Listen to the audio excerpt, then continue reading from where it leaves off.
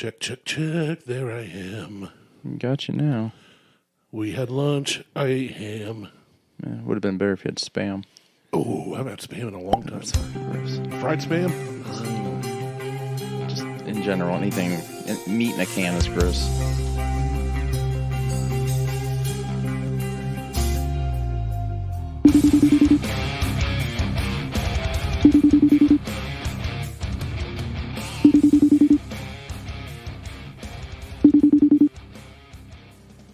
There's that guy, Jason.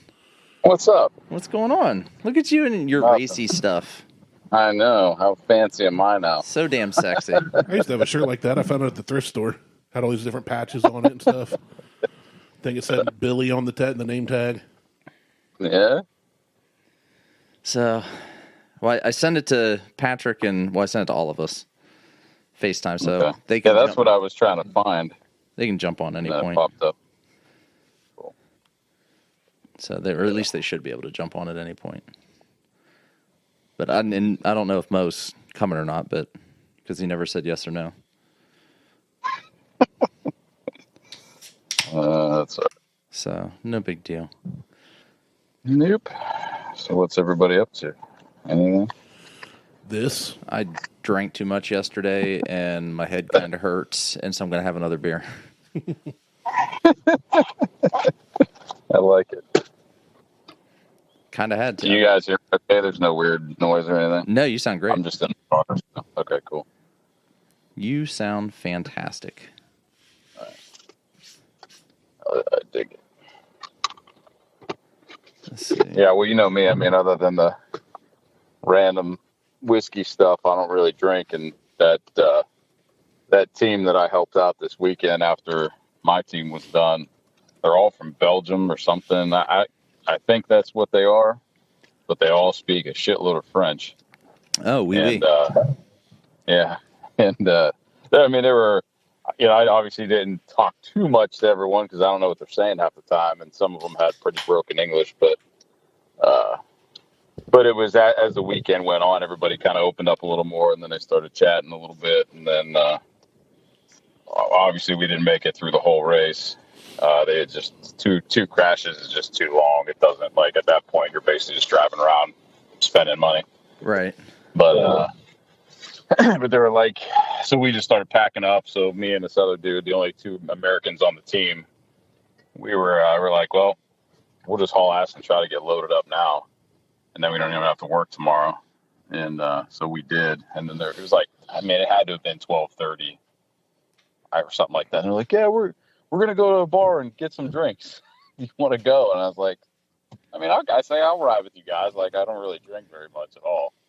And I said, well, you guys are cool. I'll come hang out.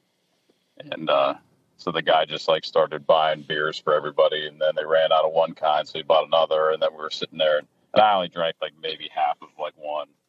And then he bought another one. And I only had maybe a quarter, half of that.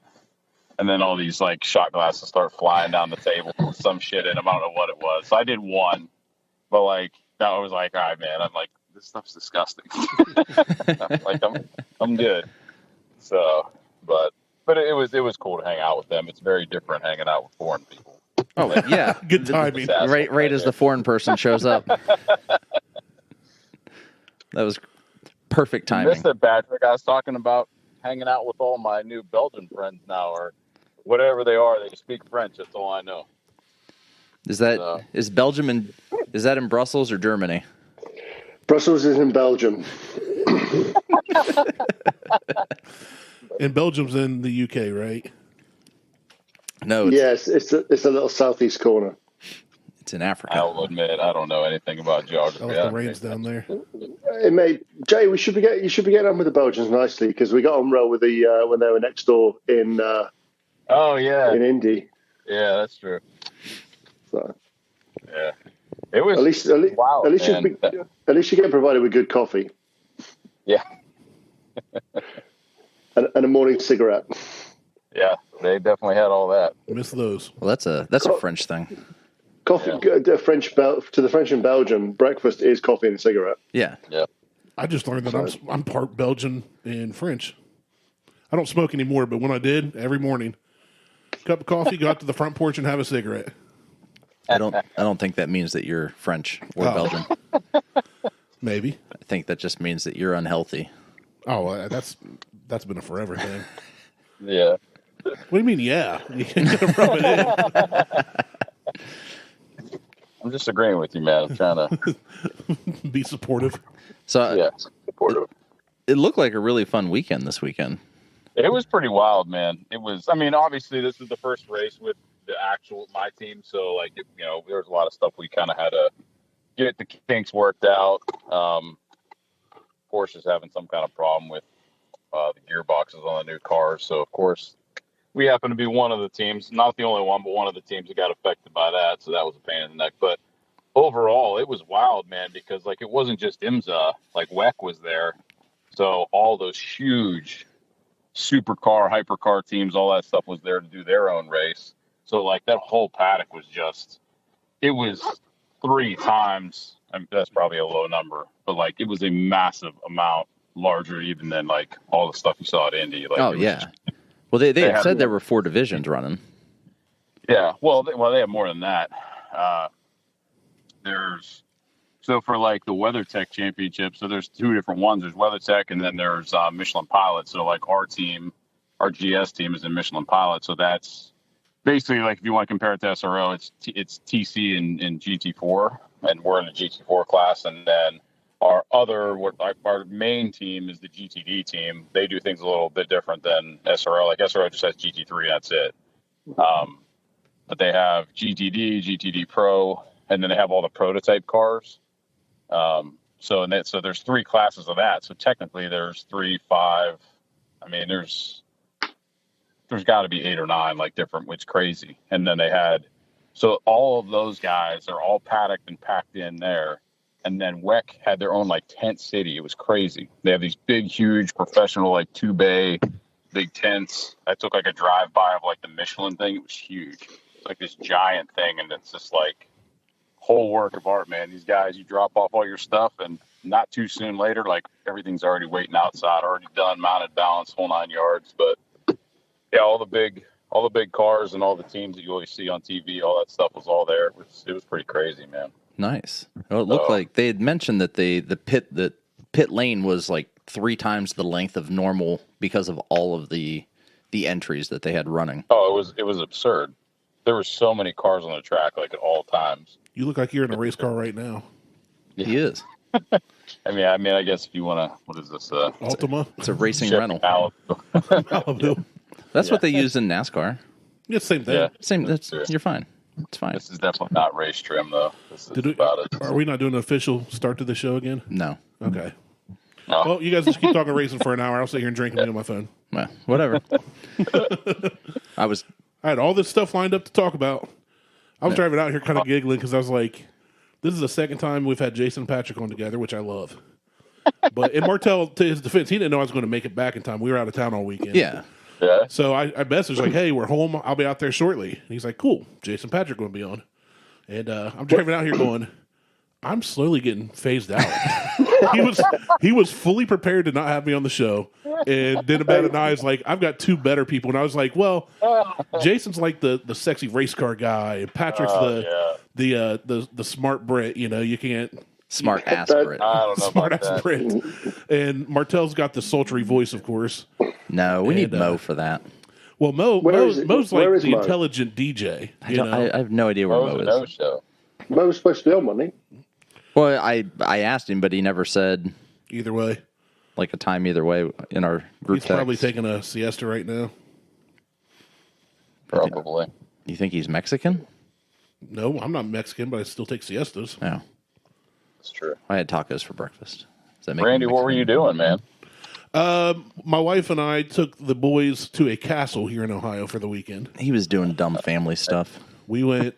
My boys are 3, 3.5, if that counts, and 8. It doesn't count. I know. My boys, 37 months old, 74 months old, whatever it is. I don't know. But they're 3 and 8, and we have not just had, through COVID, they were cooped up. Everything shut down. We lost baseball seasons. And Beth and I decided we want to get healthier. So on the weekends, we need to be more active and get out and do things. And sometimes, we want to create memories for our kids, right? So I thought of this place. Beth and I went about 10 years ago before we had kids, and I said, "What if we went to a castle? Like the boys would flip." That's pretty dope. Yeah, Patrick, wherever you're going, Patrick's like, that's not a castle. Patrick, go ahead. I was glad to hear Patrick was coming on. Go ahead and Google this, Patrick. It's called Ravenwood Castle. Pull that up and you'll see just how big it is. Because my dad, just because it's big doesn't mean it's a castle. it's not that big. That's the funny part. It's only 2 floors. Like There was a castle for sale in Roger, Ohio, for a long time. for a real long time. Which See, my dad was the son of a Air Preacher man? Force. Yes, after the Air Force, he was. But when Grandpa was in the Air Force as an EOD, they lived for a couple years in both England and Germany. And Dad has all these stories about touring castles. So, of course, I pumped this up to our boys like, this is a real castle. We didn't tell them where we're going. It's down in it's outside MacArthur. It's like New Plymouth, Ohio, down in the Hocking Hills. No cell service, nothing. it is a brick house Hold with on. ramparts. Patrick's got it. Go ahead, Patrick.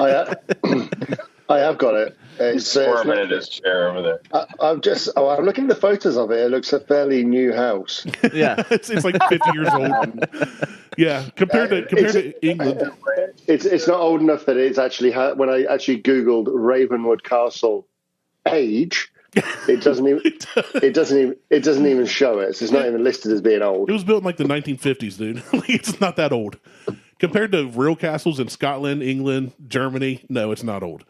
It was built for what it is. It's a kind of a B&B kind of thing. Yeah, I mean, they didn't even have castles over here, right? No, technically no. Technically, all of us treasonous, inglorious bastages burned down teepees and put up log cabins in place. So We had forts made of wood. now we do have houses that are a couple hundred years old still standing, where today's houses will not last that long.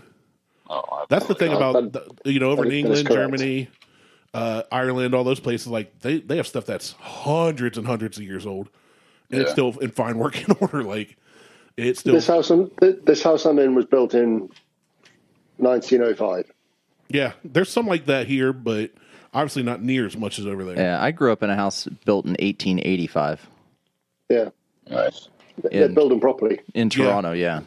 And then the fuckers went and knocked it down after my dad passed away. This is bullshit. They paved paradise and put up a parking lot. Actually, they didn't even do that. It's still an empty lot. It's just an empty lot. Still just an empty lot.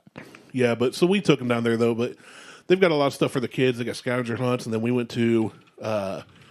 Beth found this restaurant in down. I think it was we were in the Plains where Joe Burrow's from. No one knows where It's that called. is. I know it's outside Athens, which nobody knows where Athens is. The real Athens, Patrick. Athens, Ohio. Yeah, not Athens, Georgia, or Athens, Greece. But she found this restaurant online that was in an old general store that was, speaking of old buildings, it was built in like the mid 1800s or something. But it's now converted into like a barbecue smokehouse, and they got so many fancy beers on tap. And so we drove down there and did that. We wanted to go hiking, but the weather was terrible this weekend. So we went and found this big arcade we could run around in for a while. They have a giant checker and chess set there on the ground. So our boys wanted to play chess. And of course, Beth doesn't know how, and I'm not great at it. So we said, we'll do checkers like true Americans instead of learning chess. And then in the castle, downstairs they have the pub. And I tried butter beer. I've never watched or read Harry Potter, but I know that's a thing. And they had it. It's unfortunately a thing. I think, have you had it? It's just butterscotch liquid. No, that's not what this was. I'll tell you one thing. It's not beer. It's not No, beer. it's not beer. It had rum and it's a mixed drink. It's not. Yeah, I mean we have this beer Martelle got out, Thunder Snow Scottish Ale, with cinnamon, ginger, nutmeg, vanilla beans, and natural flavor. Ooh, look at you with the brew dog. Straight from Ohio. No, Well, that's actually from Scotland. No, it's not. It's from Scotland. I know that. Scotland, Ohio. They do have some cheap. They do have some cheap premises just outside Columbus, Ohio, where they can make and Yeah, it's literally 10 minutes from my house. sell it as local. I was gonna say we could pause this and be there. Yeah, no again, time. the brewery for Brewdog is 5 minutes from my house. Yeah. Is it that close? It's straight down Lithopolis Road to Gender and up Gender. No, you're right. It's not 5 minutes. Okay, 7.5. It's probably 15. No. It's a 7-minute drive to Lithopolis. You can make it in 7.5. I mean, it's a pretty quick drive. Yeah, we were there. We actually found a nice wine we liked there a few months back. But yeah, no. So we took them down to the castle, and we tried to find new places to do things and to eat, and we didn't get a hike, which we were bummed about. But just trying to be more active, get healthier, get the boys outside more. And where our cabin, so the castle's on top of this hill. You can get cell service. They have Wi-Fi at the castle, but our cabin was down below the hill where we stayed. All the cabin rooms or the castle rooms were booked by the time we thought of it. No internet, no cable TV, no TV at all. They had a little 13-inch flat screen with a DVD player, and we brought no DVDs. They have some there at the castle you can borrow, but it's like what people have donated, so it's not great. But we had no cell service, no internet. It's just porn. Yeah, that's all it was. And it was 4 and 2, so I couldn't even understand them. Their modes were in different languages. Yeah, it was just take time with the family and get outside some and try something new. So we're trying to once a month at least do a family. So even if it's a day trip somewhere, just get out, go hike, maybe go up, stay a night, and enjoy the lake sometime this summer. Or the pond, as Patrick. Doing all that's overrated, and your kids will never remember it. Okay. You're the one that's telling me to move more. I'm trying to move more. This is mutually beneficial. I'm fine with that. I was just saying that it's... No, your kids will never remember. You'd be surprised. Judd is 3. We were in Tennessee first week of December. He's still talking about it. Like, vivid detail. He remembers things we've done. That's because he's only 3, and that's his entire life. That's his only trip he's ever been on. Huck remembers stuff from 4 and 5 years ago. No problem. My memory sucks. I can't remember what we did. Yeah, mine's not great either. So, but drinking this Madtree beer will definitely help my memory. It's pretty good. So where's this place at? Cincinnati. Oh, nice. Here, I guess I could hold it up so you guys could see if I can. Madtree Thunder Snow. Yeah, it's Scottish ale. It's pretty good. I like a Scottish ale. They're pretty good. It says it's inspiring madness rooted in purpose. Okay, and it's a limited release. Yeah, pretty good. What are you doing? I don't know what's going on. I'm trying to fix the shit now. You're not very good with tech, are you? No, I'm putting something up on the TV screen that Randy can see. I sent a link in the chat that we had to Whispering Pines Castle, which is the castle that it was for sale in Rogers, Ohio. It's so old. It was built in 1930, but it actually looks more like a castle than Ravenswood Castle. Yeah, Ravenwood is 4 towers. I'm doing air quotes for the listeners. I will say though, the place was clean. The staff was phenomenal. It was a good stay. It's haunted. There's ghosts. We saw Sasquatch out there. We should go squatching and record that. We should. What it'll be is I'm going to record the show while you go run through the woods. Take my shirt off and just say, but there are the Piat castles in Ohio. Those are more castle-y and older. There's one down by Loveland, in Loveland, Ohio, outside of Cincinnati, too. I forget what that's called, but it's supposed to... This guy in Loveland, Ohio... Now I see it. So this one you're showing me is which one? So that's the one for sale, okay. This was the one that was for sale. Apparently it's now an event center. Yeah, that looks real old with the conduit running up the outside to a light fixture. You like that? Well, they had that's not even well-run conduit. That's called adaptation. That's called horrible work. Well, it is what it is. Poor craftsmanship. It is what it is. Poor craftsmanship. That doesn't look any bigger than... I didn't say bigger. I said better. I don't know that it is. It looks older. It looks older because it's got stained walls. Yeah, well, that's all it needs. That right, Patrick? All a castle needs is stained walls. No, that's stained with blood. Well, yeah, okay. I'll let you. Of course, the Brits like, yeah, we invade people. We've killed a lot. Well, we've owned most of the world, so yeah, but it lost it. We chose to give it back because we only kept the good bit. That was mighty kind of you. We only kept the good bit. Yeah, where it's always gray and rainy. Yeah. Well, no, we got a little bit in the middle of the Atlantic as well. The Virgin Islands. The U.S. Virgin Islands. That's in the Caribbean, but we'll lay off. Well, that's where I'm planning on moving to, with or without Liz. I'm out. Bermuda's still British. Is it? South Atlantic. Yep. Yeah. No wonder everybody that goes to visit there disappears. I want to go. I want to go visit Europe though, for real. I would love to go over there because like I said before, I'm a history buff. Except he knows no history. I actually know more history probably than anything, which isn't saying a lot. That means I know 3 history. But I know nothing. Look up the Loveland Castle. Why do I want to do that? Because I want to see it so I can remember. So the story goes, this guy decided he wanted to have a castle, and he lived down outside Cincinnati. He started building this by hand. He did every single piece and part of it. He built the doors. It's historic. He built it's a castle and museum. Yeah. See, that looks like it should be a castle, but it's construction began in the 1920s, so it's just a house. Yeah. Fair enough. I won't argue that, but it's a cool house for a guy, like one guy just decided, I'm going to build this. Chateau Le Poche. You are very Le French. Roche. Your French is showing right now. Chateau La Roche. Is that what it is? I can barely see it. My eyes are bad. Martel's like, Chatter La Roche. Yeah. There is a Chateau Martelle. I want to find it. Chateau. It's in La Roche. La Roche. Canada. La Roche. There's apparently a Martelle Castle somewhere in Canada, too, that I have rights to, but no one wants to claim the rights because they don't want to pay the back taxes on that shit. It's probably not much.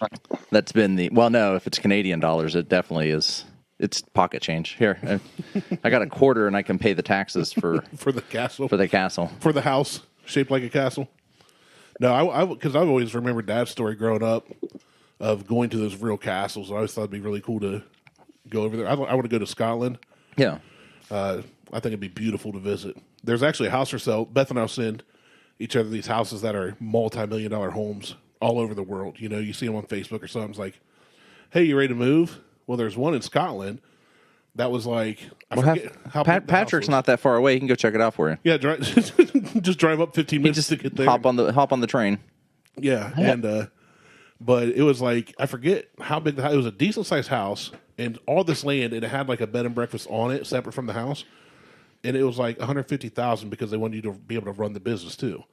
So you pay for the house, but then they paid you. I forget the whole arrangement, but I was seriously like, that might be worth looking into. That could be fun. You should look into that. Well, that was like a year and a half ago. It's probably gone. You should still look into it. Well, I'd have to get a passport. I don't even have a passport. Yeah, most Americans don't. That's because we have so much to see here. Yeah, Look Grand how big Canyon our country is, and we got all these castles to go look at. I don't have one. I thought I was going to need one this year for the season, but I highly doubt we're going to go race in Canada this year either. We didn't do it last year. Canada sucks. Yeah, I'm not a Canada. That's just one of my favorite lines from Family Guy. They're all making fun of different nationalities, and like Meg's like, yeah, not like those gargantuan Swedes, and then the more you know star kind of like fake one flies over her head. She's like, actually, the Swedes are a blah blah blah and very prosperous people. And it goes through all the family members making fun of different nationalities, and then he goes, and Peter goes, yeah, not like those freeloading Canadians. And it turns dark behind him, and he just stares at the camera and he goes, what?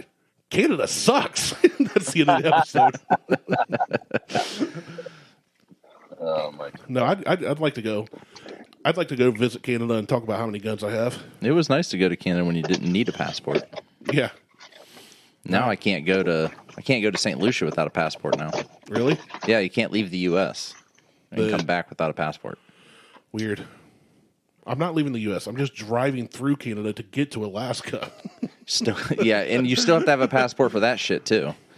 You might as well just get in a boat and row your ass around. Around Canada. Yeah. That's easier than getting a passport. Yeah. So was the number 22 car running this weekend? Did it run? Because We ran. Yeah. I don't know how. I've never seen any of the IMSA broadcasting. Like they have their IMSA.tv thing, but I think they pushed most of their stuff to like Peacock. And obviously you saw like they obviously pay a massive amount of attention to all the super high-end cars. Yeah, it was all LP3 or the LMP3s and the P2 stuff, and there was hardly anything on GTD or Pro. Yeah. So they never showed, like, I never saw the hard point, the 99 car once, and I watched for a total of 4 hours, and in that 4 hours of watching, I never once saw the 99 car and never saw the 22 car. Yeah, well, the 22 car wasn't last night. Okay. So they have, it's kind of divided into, this thing's a totally different animal than like last year. So like with SRO, GT3 and GT4 are racing together. So they were always the pack that was, you know, kind of in the back that you end up catching up to. Right. TC was its own animal. The way they do it, because they have so many other things, GT4 is the faster class in the Michelin Pilot Challenge and TC. So it's GT4 and TC. So that's what our car runs in the 22. So we raced on Thursday. Oh, okay. Gotcha. Yeah, and I think all of our races are just like a standard 2-hour race, except for we have one coming up somewhere that's a 4-hour endurance race. GTD does all the big races, so they did the Daytona 24, which if we would have been able to get everything ready in time, there was just so much going on with trying to get, you know, we barely got the car in time for the second race. Like it's, you know, I mean, everybody knows how crazy it's been. But that would have been like an 8-hour race because this is called the Grand Sport class, so it's GS.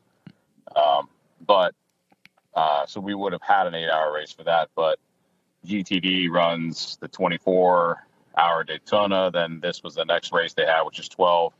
A lot of the races are like almost 3 hours or like 2 hours and 40 minutes because I think they have 3 drivers instead of 2. Okay. But most of them, I think because I was looking through their schedule again, like they're going to Long Beach, but we don't go to that. We're next races at Laguna Seca. So we have like one long race, 2 if you count Daytona, and then most of them are just a standard like 2 hours. But GT has pretty much all the long stuff.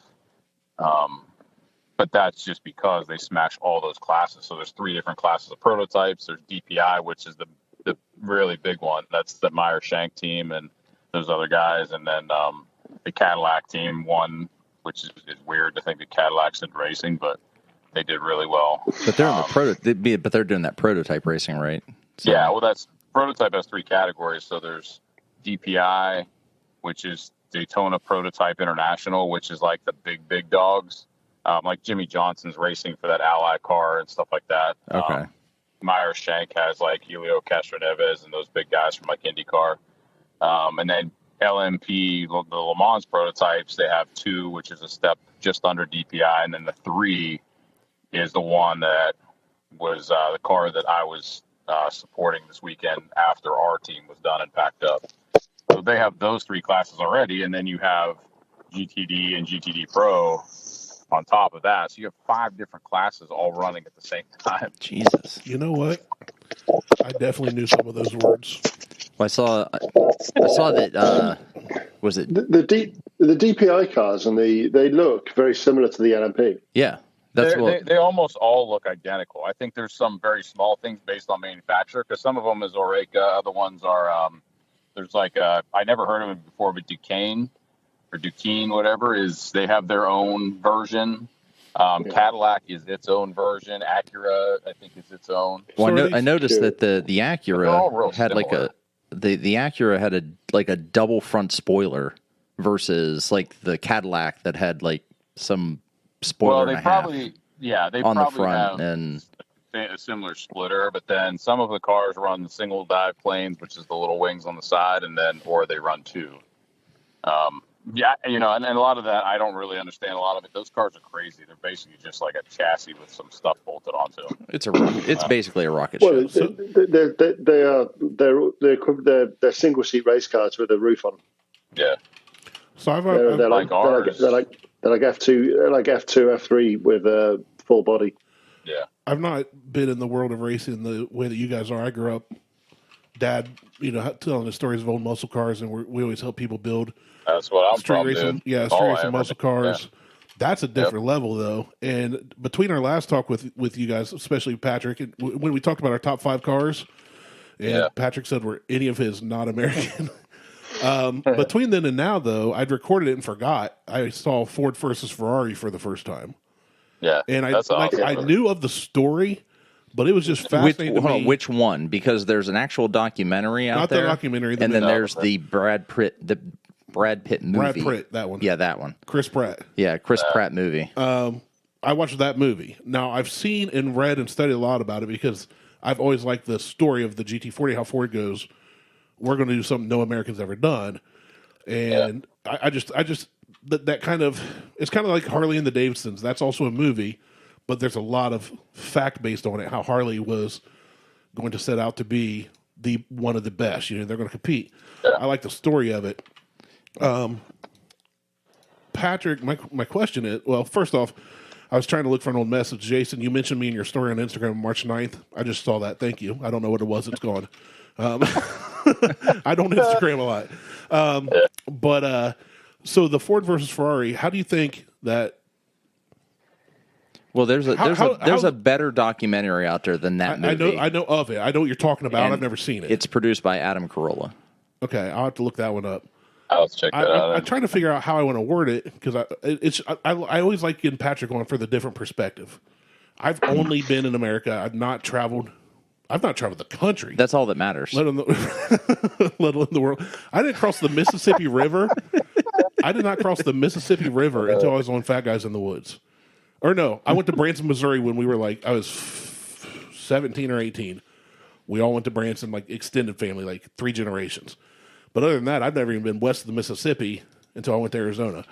But so the Ford GT40 in that story beating the Ferrari was when everybody, obviously, and for good reason, thought there's no way Ford can do this. How is that perceived over there? Is there a appreciation for what Ford did then?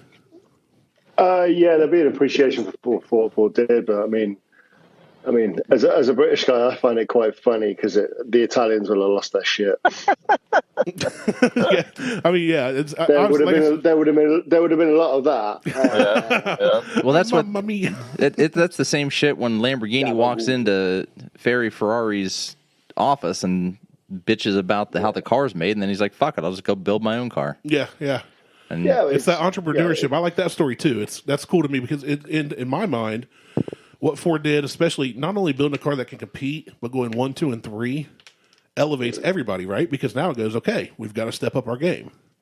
So it's good for motorsports as a whole. You just described this podcast in a sentence. That we make everybody else step up their game because we're so freaking good. Yeah. Right.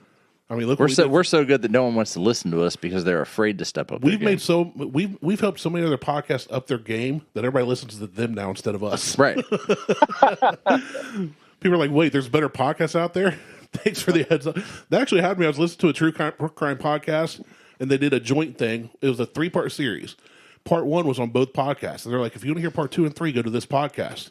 So I did to finish that series, and then I just kept listening to that podcast. I haven't gone back to the original one. I think that's the dumbest thing y'all could have done. I haven't listened to them in 7 months because they did that. That's on them. Yeah, I agree. I was like, that's bad marketing. I will never do that with the Bourbon Hunters. No, screw them. Ever again. Screw the Bourbon Hunters. I actually just looked at their Instagram. I was like, oh, they've stopped tagging me in posts. They didn't. I just didn't realize it. Yeah. It would have been fine. Dude's still tagging everybody. He's just adding on to everybody he's tagging in all of his whiskey posts. I should probably start posting. Yeah, you Instagram. Really should. You're bad about that. I don't post shit on our Instagram page. I don't even have the password to our Instagram page. I had to change it because I got hacked. Oh, that explains it. I just thought it was a cool story though. Seeing that it was a Hollywood version of the Ford versus Ferrari story. There was one. So I still occasionally listen to Carolla, and he was talking about when he was in the process of making that documentary for Ford versus Ferrari, and he announced it on his show. He's like, "Oh, I'm in the process of doing this documentary. We're talking to, Enzo Ferrari's grandchildren, and we're talking to these people, Henry Ford's kids. Brad Pitt. We're doing this, we're doing that, and we've got all this stuff." And then all of a sudden, this Hollywood version shows up as he's in the middle of doing this documentary with the family of Ferrari, with the family of Ford, with the Le Mans people, with all this other shit. And he's just like, are you guys fucking kidding me right now? Well, what I didn't know... And they produced their movie before he got his documentary out. And he was just like, this is bullshit. He's like, I don't give a... He's like, I'm still going to do the documentary. Yeah, you still got to do it. And I'm still going to get the actual story out there. And I appreciate that. I appreciate a good story based on facts. Yeah. And I do like a good documentary. Theatric license in there, I think. What's that? I said, it's cool to have a good movie, and it was. Like, I could watch it all the time, but there's always some theatrical license in there, I think. Yeah.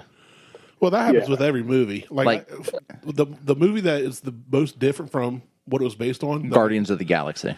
I don't know anything like about that was complete and total fact, and they just blew that into like a fictional movie about space travel. Talking raccoons.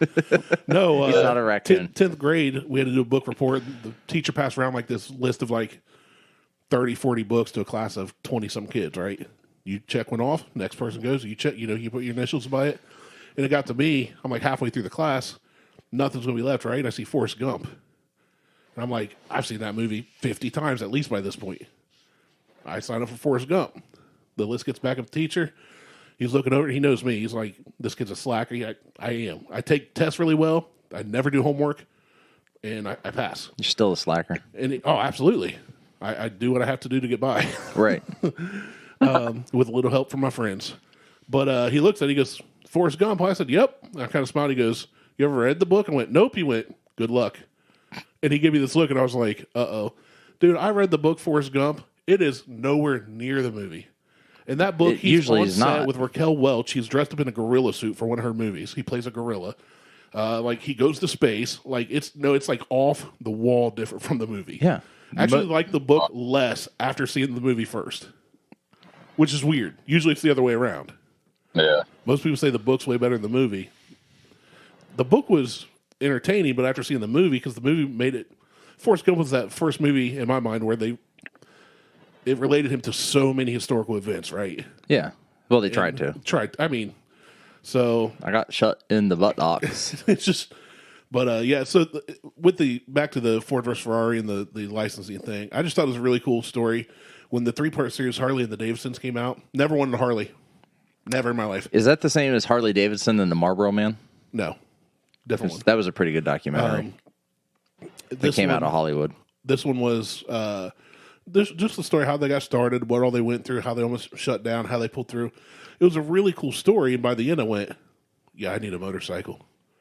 Like, I've ridden motorcycles and dirt bikes a few times in my life, never the desire to own one, and I got done with that series, I was like, I need a motor. Interestingly enough, it made me want an Indian Scout more than a Harley. But sweet. Yeah, they're sweet, but they're like... I've had a couple Harleys, but I like, and I love them. Well, the problem with the Indian, like, you can buy a good Honda, 1,300, you get yourself Honda a Goldwing or a Valkyrie, $3,000-$4,000. You do that in a Harley, you're spending $15,000-$20,000. You do that at Indian. Oh, I spent a lot more than that. Now. Well, I'm talking old used one. I'm talking like 20 years old used. Yeah. I can buy a 90s 2000s Honda Shadow, 13C or 1100 cc, whatever, few grand. Harley, you're spending 10, 15, 20. Indian, you're spending like 50 to 70. Like, they are stupid priced. Yeah. I mean, I haven't looked in a few years, but it's just like ridiculous. Well, they're making a comeback now too. And then I found Suzuki makes an Indian knockoff that is, they literally took everything off the Indian Scout and just shrunk it like 2 inches, so it's not the same. So I was like, oh, Suzuki, it is. They did the 15% copyright change. Yeah, that's what it was. So, Patrick, how big are bikes over there? I mean, do you guys have a lot of motorcycles over there? They're the same size that they are in America.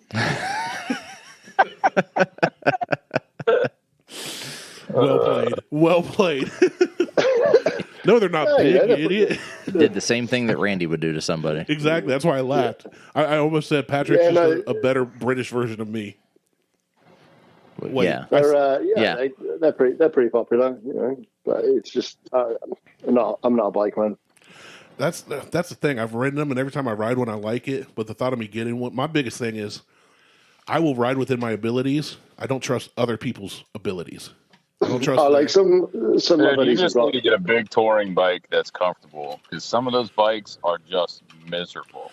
Oh yeah. Some of my buddies ride super bikes. They've got like the 1000 cc like legit road bikes. They can do. One of the guys is like, yeah, I'd sit on 140 down the motorway. Like, yeah, but then like he says, yeah, you're not looking ahead of you. You're just hoping.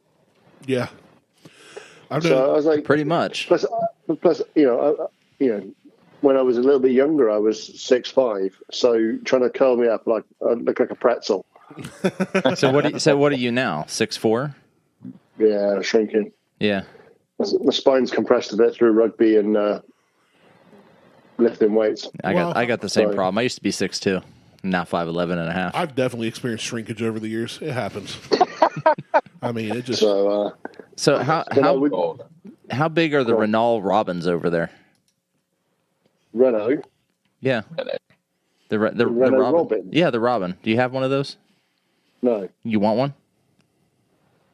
What is that? I'm gonna have to Google it. Isn't that a French thing? Yeah, It is a French thing. But yeah, it'll be called something else in the UK and Europe. There you go, Randy. Oh, that's the one. Okay, that Clarkson flipped. Yeah, There's one. you need to get one that's on airbags. It's bagged. That's a Reliant Robin, not a Renault well. Robin. That's a Reliant. that three-wheeler thing. Yeah, the three-wheeler, the plastic pig. Yeah. So I found a pink one that's airbagged. The good news about that is if you drive it that Right. low, you won't flip as easily. No, it looks like it's kind of body dropped as well. Yeah. There's actually a James Bond version of it. It's called the Bond Bug. They are awesome. Okay, look at the Bond Bug because now I'm intrigued. All right, Bond Bug.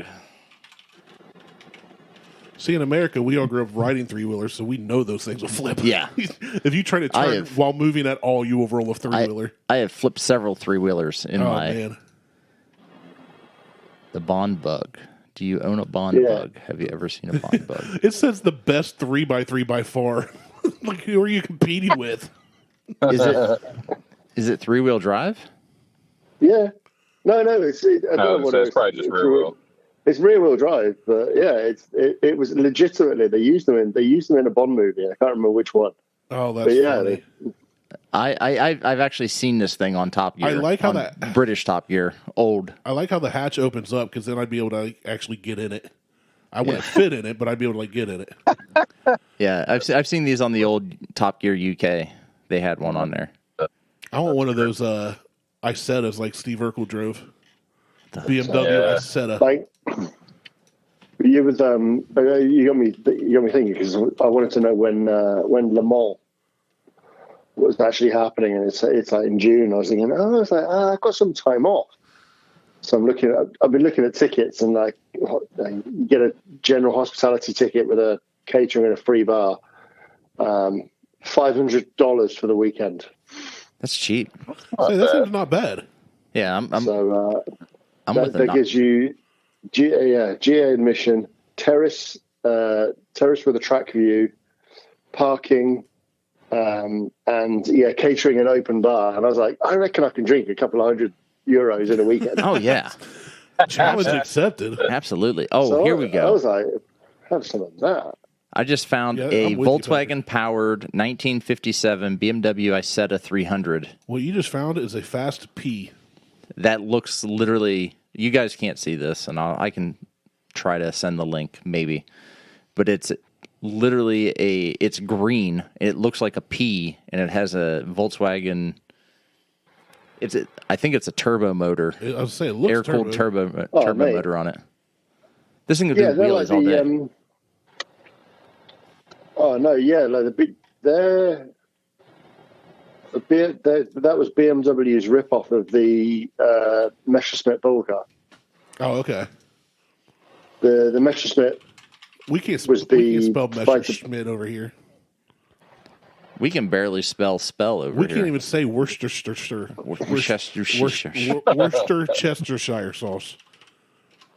Worcester. Worcestershire.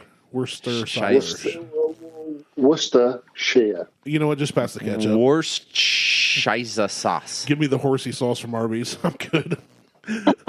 Americans can say horsey. We're good at that. Yeah. Yeah, we suck. We're treasonal and colonial. That's right. But we're free. We are as free as our government allows us to be. That's right. Yeah. Don't We are forget free it. to pay taxes on taxes on taxes, which is ironic if you think about what happened, so many hundreds of years ago. The government went, no taxation without representation? Okay, we'll be here. Just Yeah. wait around for it. Thanks for voting on me. I just gave myself a raise. Oh, You get man. it.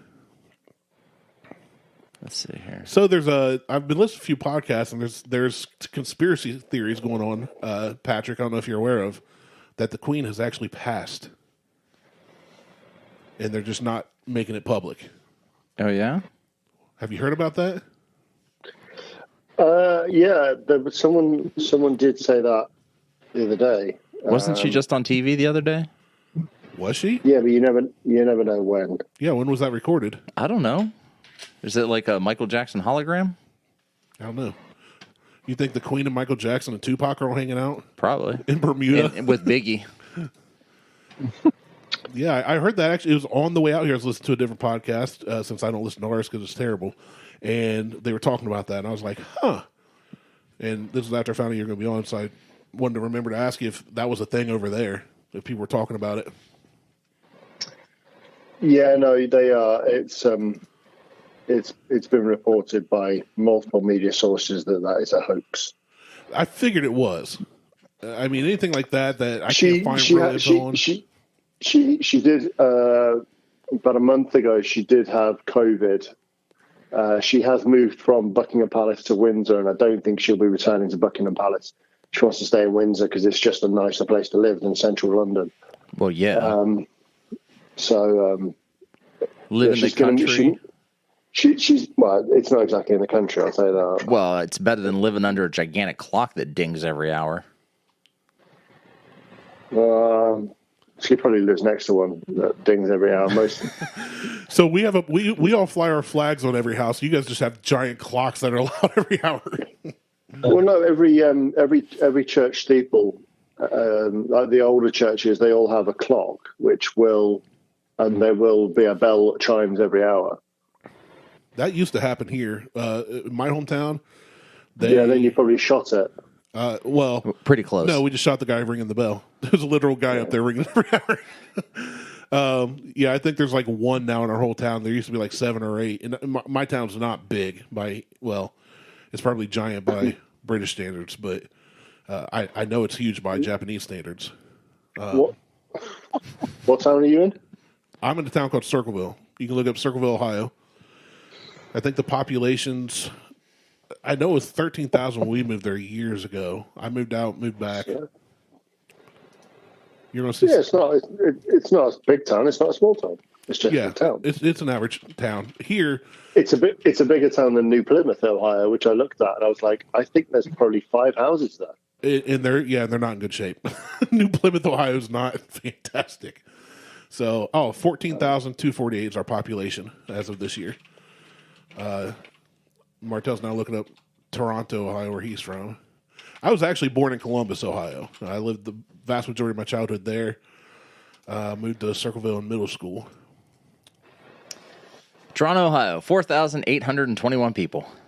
I can't believe that many are still there. I can't believe that many people are still there either. There's nothing up there anymore. We had 13 churches, 22 bars, and 15 pizza shops in a 3-mile area. It was ridiculous. That's why there's only 4,000 people there. There's nowhere for houses. Well, the town that I live in and was born in, Rothwell, just outside Kettering, Northamptonshire.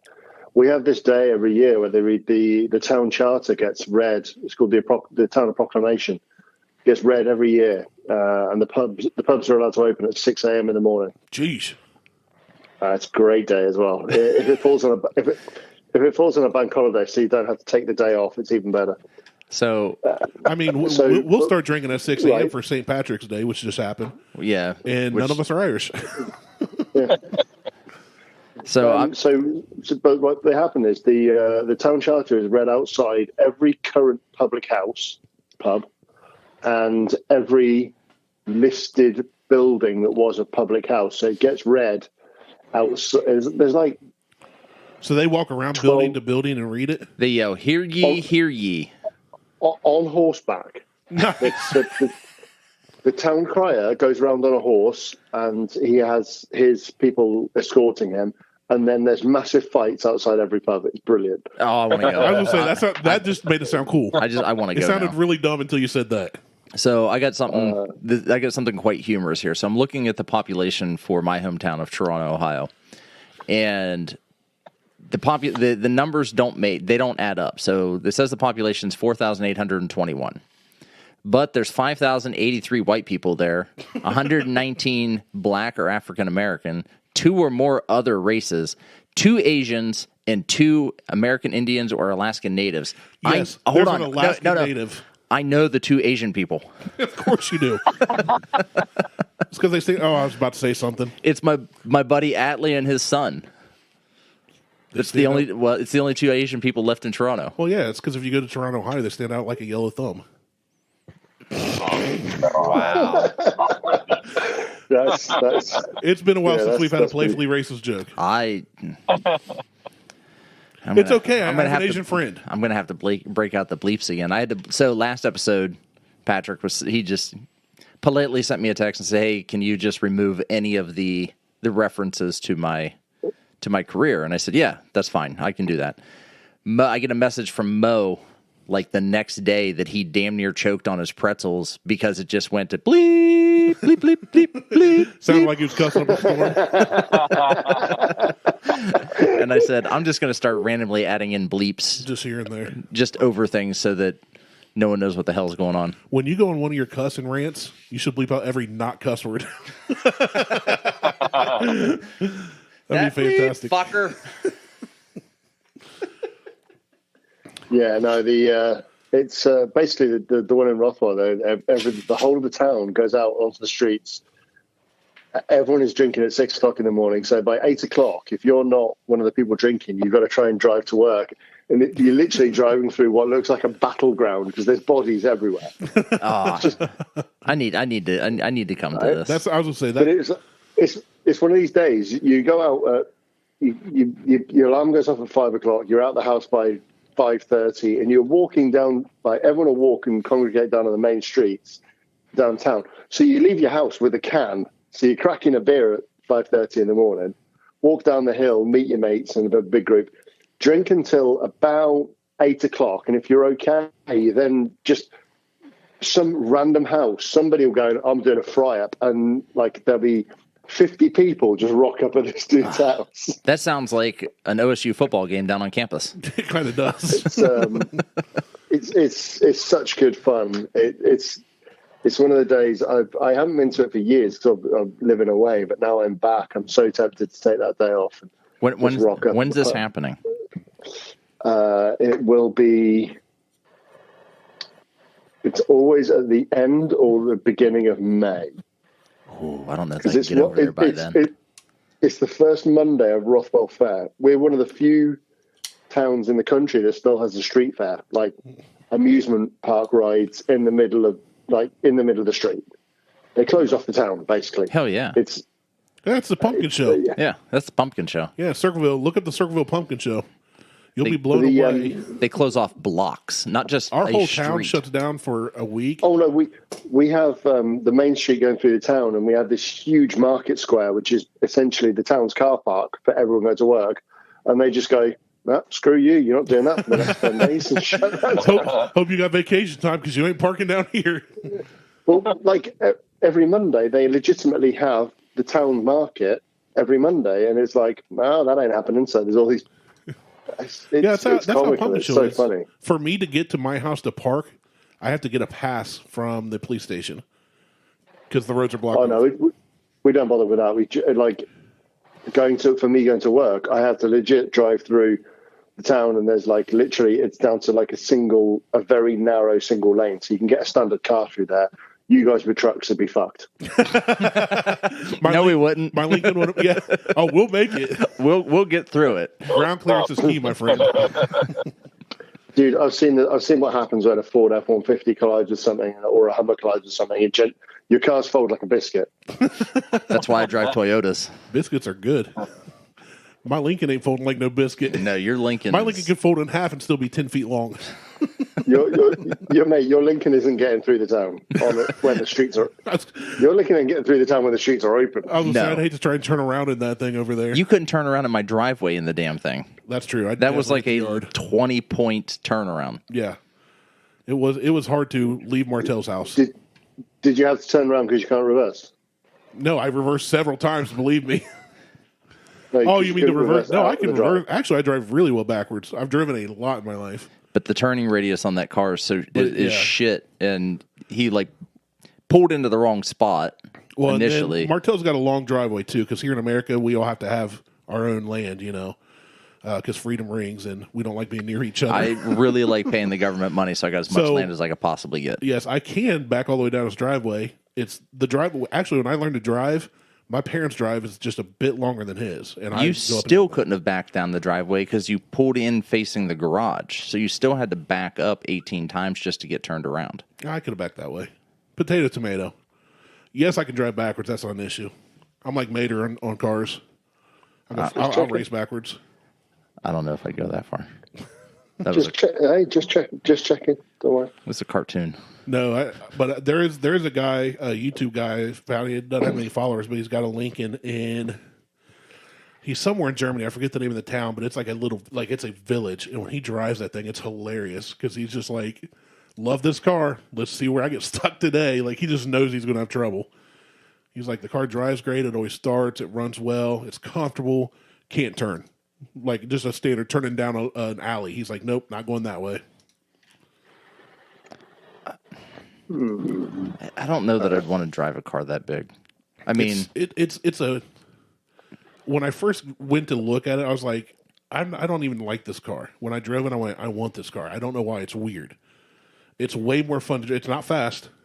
But it's like driving the most comfortable sofa down the road, and then everybody looks at it and goes, "That's beautiful, and I want one." Or my grandpa had one, or my dad saved his whole life for a Lincoln. It's just, it's weird. I honestly don't look at that thing and go, "It's beautiful. I want one." I say, "Jesus Christ, that fucking thing is massive. What are you getting gas mileage?" Don't care. I've never checked. Well, I know. Most people don't. I don't pay for gas in my daily, so I've not looked at gas prices in 3 years. If I need gas, I pull into whatever gas stations I see next. Yeah, but that's a privilege that you have that most people don't. Absolutely. Now, if I had to drive that car daily, I'd be getting like a 95 Civic real quick. Something I can pay $500 for, put in 87 octane, 85 octane if I can find it, and not care if it blows up. That's why I bought that S5. That S5 got 30 miles to the gallon. You weren't putting in no 85 octane in that. You're right, I was not, but I still got 30 miles to the gallon. I was happy. Yeah, it was a fun car. And it was fast. Yeah, I got 68. Yeah, we know. Well, yeah, it's a cute moped. I'd like to. What do you drive over there? Vespa. What do I drive? Yeah. BMW 220 Sport. Oh, just a BMW. Diesel. BMW. Diesel. Get an M5. M3. Why? I used to want an M3 growing up. To be honest, mate, there's a guy who lives on the bottom of my hill. He's got an M2, and it is beautiful. Yeah. It's just a beautiful car. But to be honest, if I buy I'm going to hold on to this one because if I get a permanent contract at my current employers, I am eligible to get on the company car scheme. See, that's what I got. I got a company car. Well, yeah, hold on. I'm American, so I have a company truck. Yeah. No, I'll be getting a C250 coupe. Okay. Do they pay for the gas, the maintenance, and all that? No, it's an ownership thing. We get discounted. We get them a discount price rather than a full company car, but it's your access to it. So we get them. We still pay rental on the car, but it's ridiculous cheap. Gotcha. Yeah. So, Canadian dollars instead of pounds.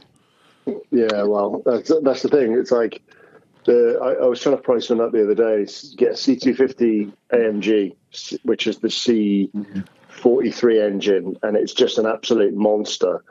And it's like you can the standard rental charge if you're renting that is like £500-600 a month. I'm like, I am not paying that.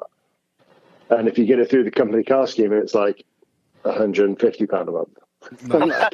That's nice. Now I'm paying that. Yeah, that's a good discount for that car. I'm about to look up and see if I can find one of these, a 2 Series Grand Coupe or Coupe, as you said, in a diesel. 51.4 to 61.4 miles per gallon on a diesel motor. Why do we as Americans pronounce toupee as toupee, but coupe as coupe? I don't know. We're dumb. Because we don't put the little accent mark over the E typically. Like when we drive our Porsches. Yeah, but doesn't toupee have 2 Porsche. E's in it? It does. I was hoping you want to bring that up. See, this is why we can't have smart people on here. Oh, man. You and your stupid rental car. Shut up. Yeah, coupe and sedan. Exactly. I can call it coupe. I'll call it coupe. I don't whatever it is, but it's Porsche. Porsche. It's Porsche. Oh, 2-door. And but looking at the mileage on this for a diesel, although the diesel right now is like $7 a gallon. It's up there. Yeah, because you're only using half the amount you would on petrol anyway, so you still win it. Yeah. Yeah, I don't know. Maybe. You got the idiots at the helm right now. Can I roll coal with a diesel diesel BMW? Oh yeah. You know what rolling coal is, Patrick? No. Okay, go to YouTube. Hold on. Power break that bad boy. Jason's like, I know what that. Jason and me are on the same page. Like, Yeah. That's what we grew up in. Go on YouTube, Patrick, and put rolling coal. And find a big diesel truck video. I don't have YouTube, so I don't know what you're about to find, but I guarantee you, one of my favorite ones is rolling coal or roll coal. It'll probably be a Dodge Cummins. 9 times out. Cummins better than blowing. 9 times out of 9.1 times, it's a Cummins. Oh dear, oh dear. Yeah. It's absurd. This is what I live in right now. Is just a bunch of assholes. People in Northeast Ohio. It's not Northeast Ohio. It's all of Ohio. Yes, I travel the state. I see it. And you got to have a 5 or 6 inch exhaust sticking out of the front of the bed. And then they get 20-inch rims with rubber band tires. You're not going off-roading with those things. No, that's not the point. And then he put truck nuts on them. Yeah. Hey, Jay, going back to your previous comment, it doesn't really matter who's in power at the minute. Like, fuel prices are high worldwide, mate. And Americans are like, oh, I can't believe this is big. They're high worldwide. Yeah, but you cannot tell a stupid redneck that here. Trust us. I think that's a bit harsh you calling Jay a stupid redneck, but that's... Fuck. I know redneck, man. I might be an idiot, but redneck's probably not the right word. I'm not a country boy. we're prices are high here at the minute, so it's a worldwide thing at the moment. So so what I heard the other day was that the UK gets most of their oil from Russia, whereas the US only gets about 3% of our oil from Russia. 4%. The US gets 4% or the UK? UK. Okay. UK gets 4% of its oil and fuel from Russia. The thing is, right, the thing that really pisses me off about this whole situation is, like, the moment it happened, fuel prices went through the roof. They're like, oh, the supply issues. You're telling me that there's not millions of liters sitting in these refineries? No. Really. And I'm like... well, I'm not telling you that because I don't know what a liter is. Millions and millions of gallons. No, I'm with you, Patrick, because wasn't there a surplus of it just like a year and a half ago where they were like, we have too much crude? Yeah. And then all of a sudden it's like, we don't have any crude. Right. So, yeah, I agree. So then, like, all of these fuel refineries that, like, for instance, we've got here on the south coast of England, there's massive fuel stores. You're telling me that all of those have, in the last 10 days were filled up were completely emptied and then refilled by Russian oil. Okay, we're 10 days into this, and fuel has increased in the UK 25%. Shit, we literally doubled. Yeah, we were at $2 and some change, and now we're up in cards, man. $4 and $5. Well, I mean, it's all the rich well, people. No, it's selfish. It's the rich people who are getting richer. Yeah, that's what I'm saying. They're controlling it, and I mean, it's kind of it's like that. Me myself, it's like, what are you going? Why complain about gas prices? What are you going to do? Walk? Well, to me, it's not that. It's like something needs to be done about it. I don't know what that is. I am a dumb redneck. I'm a country boy. I'm an idiot. I see things and I go, that's wrong. And they say, well, if you don't like the country, leave it. I'm going, no, there's just things that are wrong. Like, I don't want to, I like America. Okay. I do too, but I would easily leave if Ohio. I could find some place to move warm. Anywhere warm. Anywhere warm. Afghanistan's warm. No. Afghanistan gets cold. No. It's a desert. It gets down to 60. You'll be fine. It gets below that. You'll be fine. Nope. They basically have the same weather that we have. Complain about the cold. You get cold for about 2 months of the year. Bullshit. Okay, well, we have to define cold. What's cold in freedom units? Anything under 70 degrees is cold to me. Oh, bullcrap. That one day last week, it was like 65 and sunny. Beautiful. Just light wind. It was cold. Oh, it was beautiful. I don't care. Now, it's not Jason's desert sandbox that he's living in with the sandstorms, but... Yeah. And tumbleweeds. Not so bad where I'm at, but you get pretty far south, or even really north, too, like where there's not a lot of stuff going on. It gets pretty windy and shit everywhere. So you prefer to be in a bigger city, Jason? No, I wouldn't say bigger city. I'd rather be on the outskirts. I mean, that's kind of where we're at now. Like we were in the middle, and I hated it. Yeah, shouldn't say I hated it, but it definitely was different. And just in Phoenix, man, when you're in the actual city, it's just nothing but asphalt and concrete and buildings. It's probably at least 10 degrees hotter than it is if you actually venture out a little bit. It's crazy. Hang on 1 minute, Jason. You said anything below 70. No, I said below 70. Yeah, that's what I mean. I'm still good till Martelle. I'm still good till about 40. 40, 50, something. Brandon. Yeah. Brandon said a little bit. anything below 70. That's 21 degrees. For you, yes. Celsius. Yeah, that's 70 degrees Fahrenheit. That's a good summer's day. I prefer 70 and hotter. He's a cold-blooded lizard. Yeah, I need 70 is a good summer's day. I didn't say it wasn't good. When I pulled up to 85 and above is where my sweet spot is. When I pulled up today and walked in the house, because I just knock and walk in usually, Martelle was laying on his rock under his heat lamp. Yeah.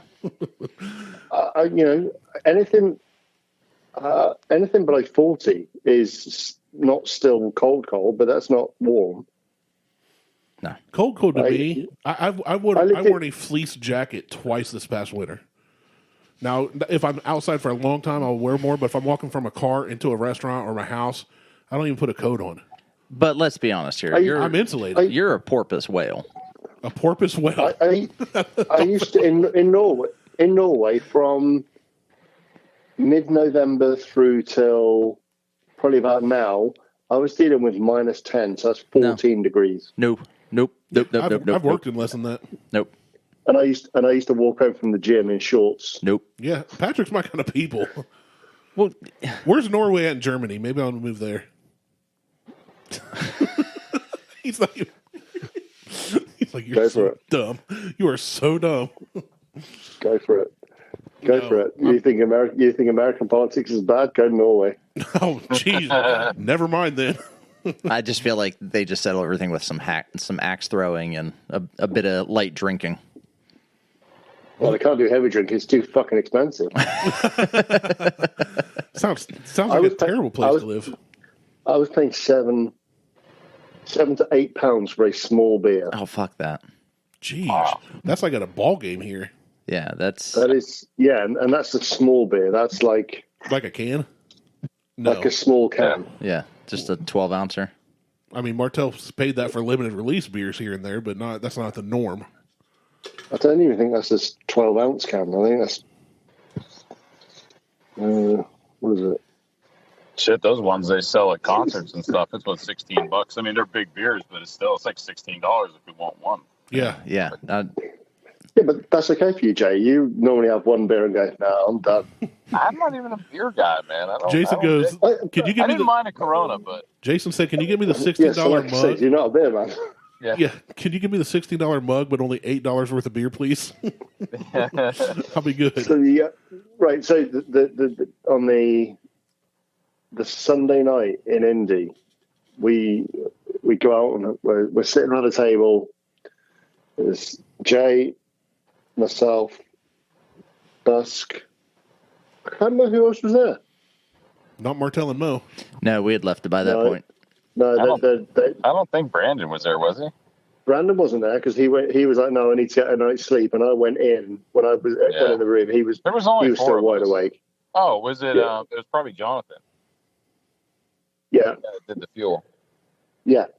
Yeah. So, and we go up, and we're like, I said, "What do you want?" And I go through, and I ordered a particular beer. I looked at the thing, and I ordered a particular beer and basket ciders and stuff like that. And Jay was like, "Can I get a water?" I'm like, "God damn you!" Yeah. Can I get an iced water at that? I was like, with a straw. That's awesome. Yeah. I always order a water, even if I order a drink. Like the place we went, the company store restaurant. I was like, I want a water, and then I tried one of their. I sent a picture. Jason's in the one thread. It was a pink moonshine lemonade, whatever. I don't know. I order a water, but with a drink usually. I gotta stay hydrated. No. We were in probably the most American bar you could have found in downtown Indy because it was full of American sports on TV and just NASCAR people hoods sitting around it. Yeah. There's people It was sitting around. a dive bar, like a block from some. It was a dive bar. But it was entertaining. Sports on every. I appreciate it when I walk into a bar and it's wall-to-wall TVs and there is 10 different sports on. I'm like, I can sit here for hours. Yeah. Yep. I've done that before. I've gone, well, when UFC fights first really became a thing back in the early 2000s and it was really ramping up, we go to B-dubs, pay $5 and be there for 6-7 hours. Yep. Yeah. You've just described every bar in the United States, though. Yeah, I mean, it's grown to that, yeah. But walk in, wall-to-wall TVs everywhere. Oh, yeah. Except some of them play The Bachelor. Not even bars either. Even some restaurants. Like, you just go to a sit-down restaurant, there's still several TVs. Yeah. Yeah, no. I can appreciate that sort of thing. Yeah. So it's, I want to go to, like, an old English pub, though. Oh, no, I can appreciate them. I do enjoy. You go in, small bar, couple of places to sit, log fire in the corner. I'm like, hey, get me. I'm happy with that. Yeah, yeah. Like the bar from Shaun of the Dead. Yeah, I forgot about that. I haven't seen that movie forever. Well, it's like when I think it's pronounced Fado. It's an Irish pub in Easton. First one in. It's Fado. It was right next to Tinderbox. You could go get a nice cigar, go to Fado's, get you a good beer, sit in one of those little Irish cubby table things. I don't know what you call them. Chairs. it's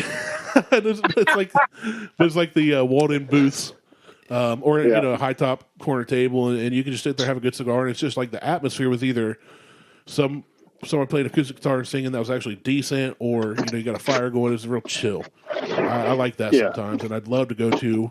You want to go to the Winchester. The oldest pub? That's the name of the bar from Shaun of the Dead. Oh, Shaun of the Dead. It's the Old Duke of Albany pub, 39 Mason Road in New Cross. Well, my buddy, my one buddy really is into his Irish heritage, and he's real mild about it. He's not the guy that like tells everybody he's Irish or has tattoos that says he's Irish. He just like really likes his lineage.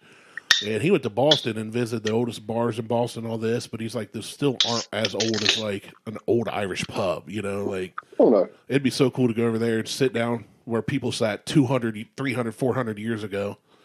What's the Is that where we signed the Declaration of Independence? No, that was Philadelphia. That was in Philadelphia with the Statue of Liberty, you idiot. Oh, okay. What's the oldest pub in England? There's one. I know. I read an article about the oldest one in Ireland, and I forget the name of it. Quick Google. Martel's on it. Clickety clack. Oops. We're doing the American thing, and just we're going to learn as we go. So I found the 8 oldest pubs in England. Why can we not find the one oldest? Because they don't just... the old oldest man pub in Scythe.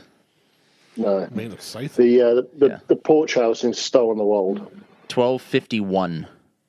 See, that'd be cool to go somewhere like that and sit down with 1251. Adam and Eve. So that's in Bolton. The porch house is in a town called Stow on the Wold in the Cotswold in England. It's from 1947 AD. Wow. 1947 as opposed to 1086, the royal standard of England. Wait, you said 1947 AD? Yeah. That was 40 years ago. Or 60 now. 60 years ago. I keep thinking it's the 90s. You mean BC? No, AD. No, it's not before Christ. Anno Domini. Well, hold on. Here, I found it. The porch house was 947. 947. Yeah. I was thinking 1947. I was like, we have American homes older than that. Okay, 947. That makes sense. Although, this is Randy's favorite place. Ye Old Fighting Cocks. Yeah, it is. I would go there. 793. I'd go there with an American flag T-shirt and order a Bud Light. And according to this, the oldest is the Old Ferry Boat Inn at 560. Well, the Guinness Book of Records has authenticated the one in the porch house at 947 as the oldest. Okay, so I'll roll with that. So yeah. That's the authenticated oldest. But this is where they they'll have to try and decipher between pubs and inns. Yeah. So this is Stow. It's at Stow on the Wold in Gloucestershire, England. I'm sure you Stow on the Wold in Gloucestershire. That's what I said. Gloucestershire. I was going to say, I know you. I just want to get a whole list of British cities and have you read them. It's in Gloucestershire. You have to bring your Glock with you. It's not safe. It's not safe there. That's where Glocks are made, isn't it? It is. In Gloucestershire. Patrick seriously doesn't even know why he deals with us at this He's point. like, I fucking hate these people. So what's the feeling about, I'm sure there aren't many of them there, but American muscle cars, modern or vintage? Pointless. You just... What'd you say, Jason? I said, I suppose you have a point, but it doesn't matter. I mean, the fact because that it's like I'm not being funny. I was looking into this. Now taking you on to it. I was looking into hire cars for my little trip to Texas, and I was thinking, what can I get? What can I get? And this and that, and they were like, oh, and there's people like, oh, I could have rented some Dodge Ram with a 6.3 Hemi, and I'm like, all right, okay. I'm like, because there's just no need. Call up Hennessy and ask if you can rent one of their cars. But I mean, the fact that you can get Mopar's pumping out 700 plus horsepower engines, manual transmission, rear wheel drive, just raw power. The Hellcat's more of a road car instead of just like the Demon was a drag car. Right. But the Hellcat's supposed to be a road track car. Right. So, what's a Hemi pushing out? The 6.3 Hemi. It's going to be a couple of hundred. It's a 6.2 supercharged, so they're like over. If you put the whole race pack thing on there, because they give you like extra parts with some of those cars. Depends on the key you use. It's 840, I think, with the red key. Yeah. You see, I currently build going into a.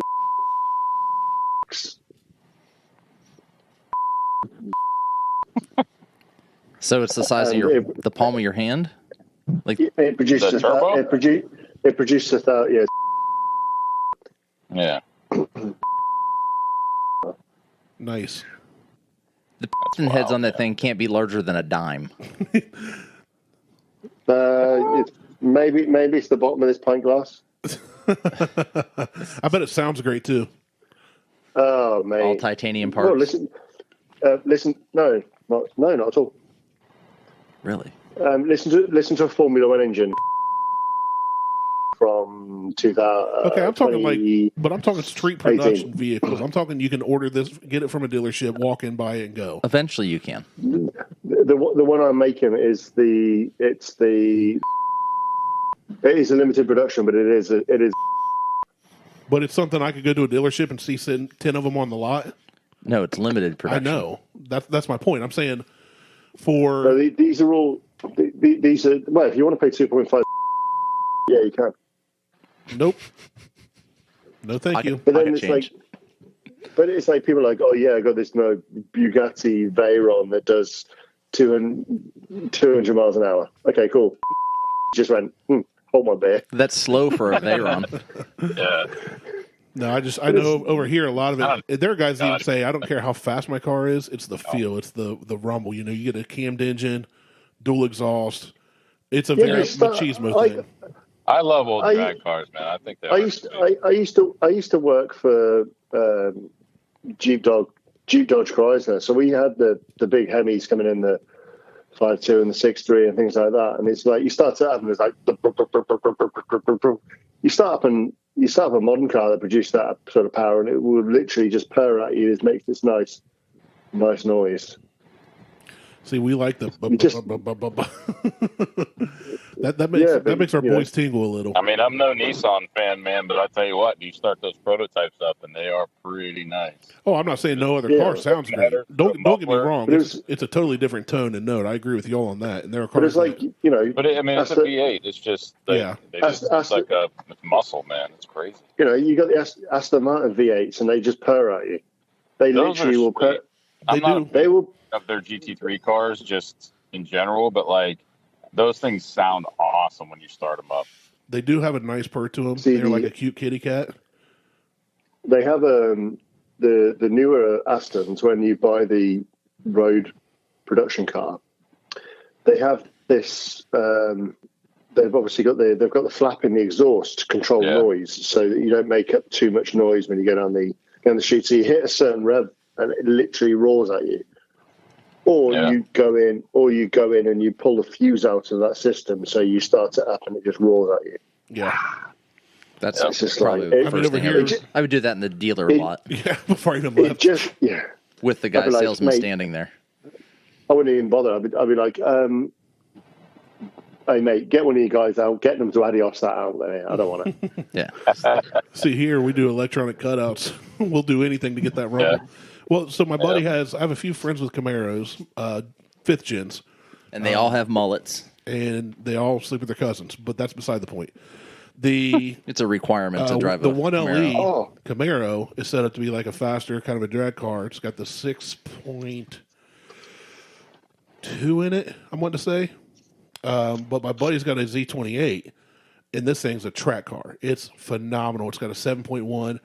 It's not loud and obnoxious. It's just got a good tone to it, and man, is it fun! It's just pure fun. It's raw power. I get there's faster things in the world, but it's like that. I'll just send you guys these pictures of that. I don't know. I'm sure you saw Corvette brought out the C3, the C8R now for GT3 racing. Yeah, that yellow one they had.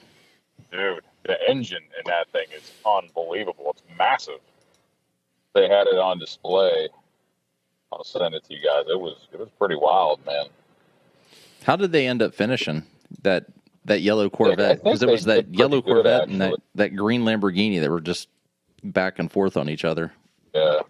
I didn't end up. Those guys, I think that's TR3 Racing. Those guys are pretty cool.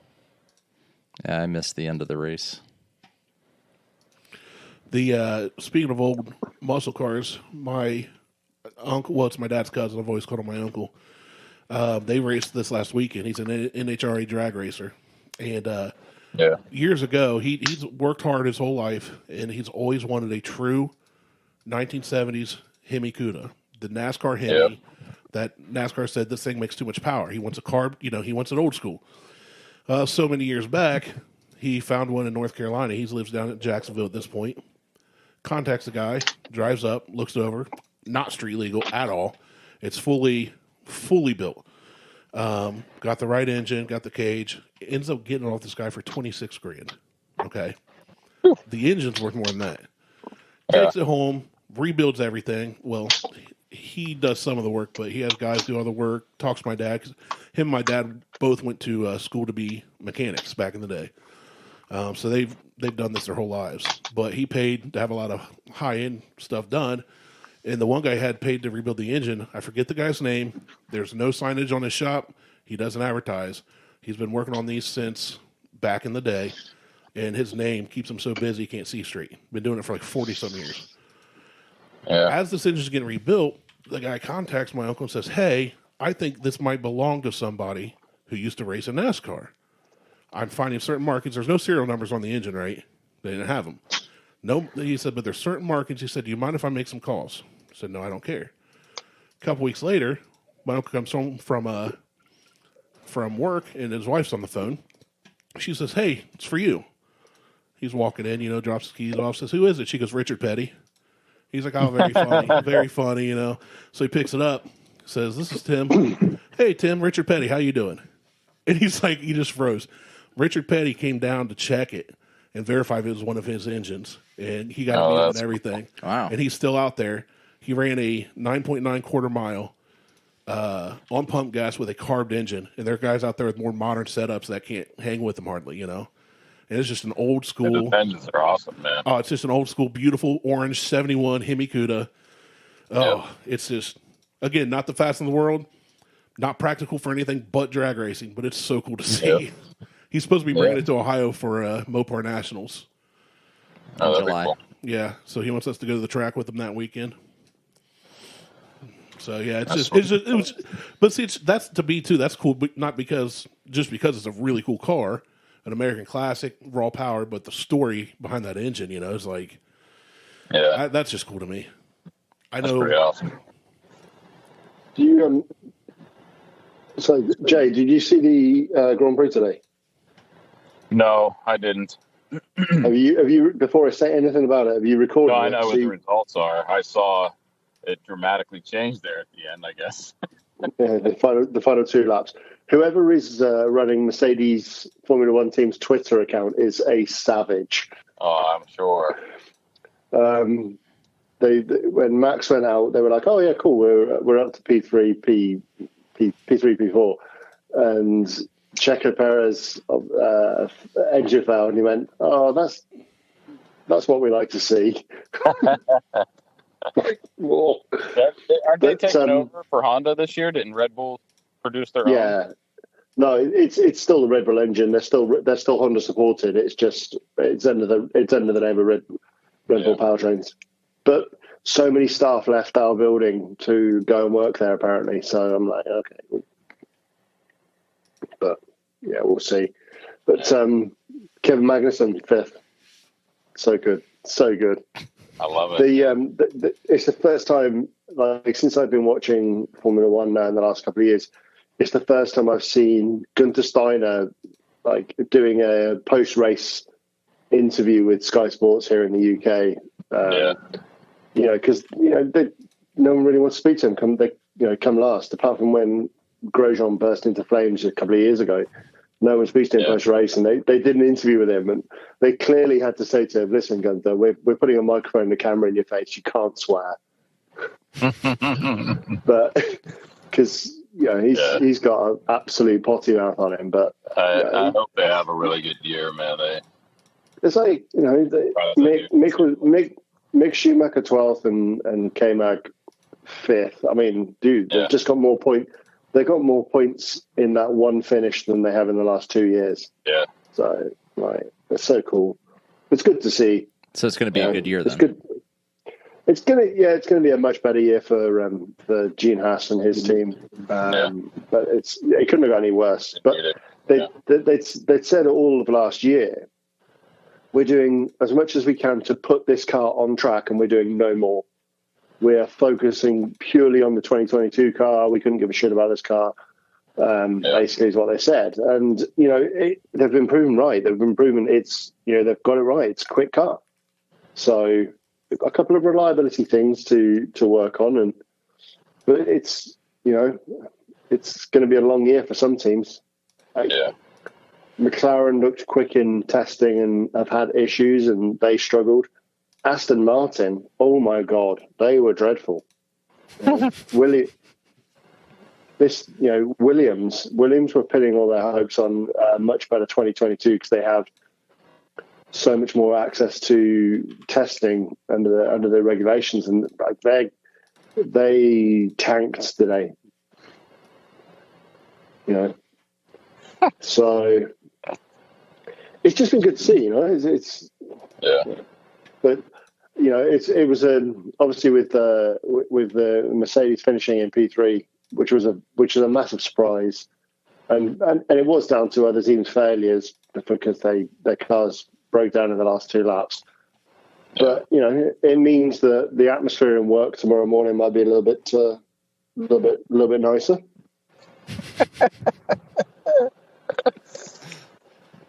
I don't think we'll have our champagne reception at 11 o'clock like normal, but you can always do that no matter what. Might be frowned on if you just take your own bottle. You drink enough of it, you won't care. Yeah. If we drink enough of it, I won't be employed either.